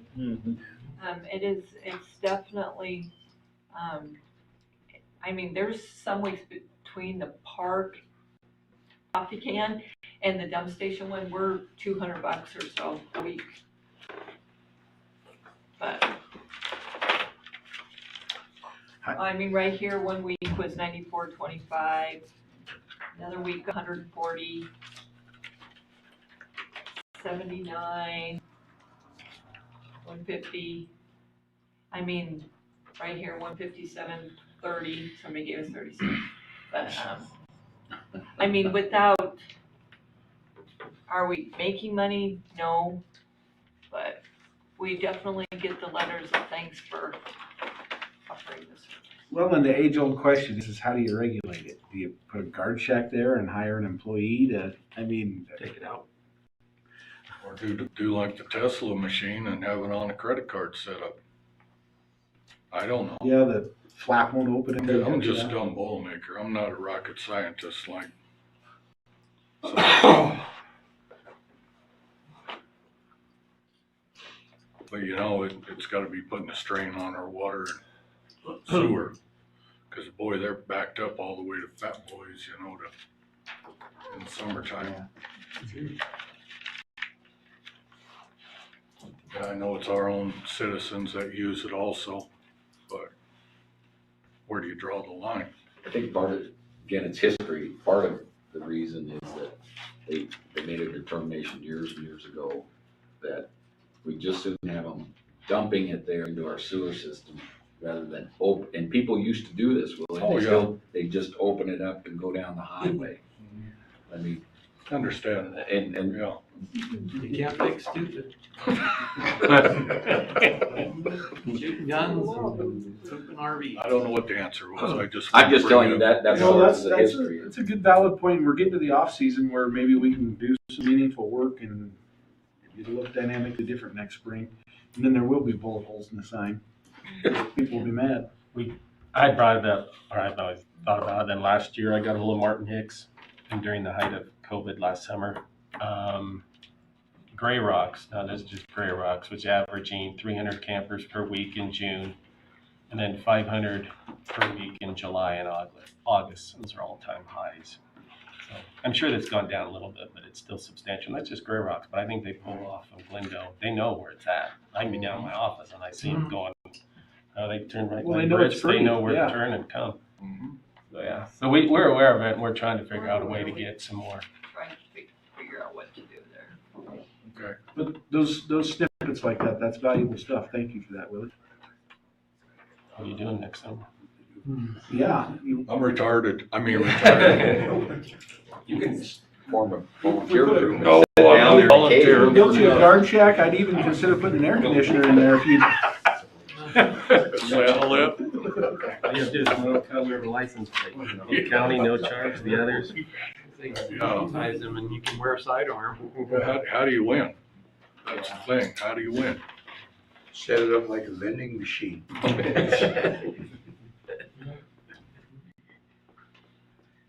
Slide your card to unlock the hole. Thank you. You. We can go now. You can go now. Thanks, Brandon. I would entertain a motion from the council to, Go to executive yeah, session. go to executive session. You'll get back with them.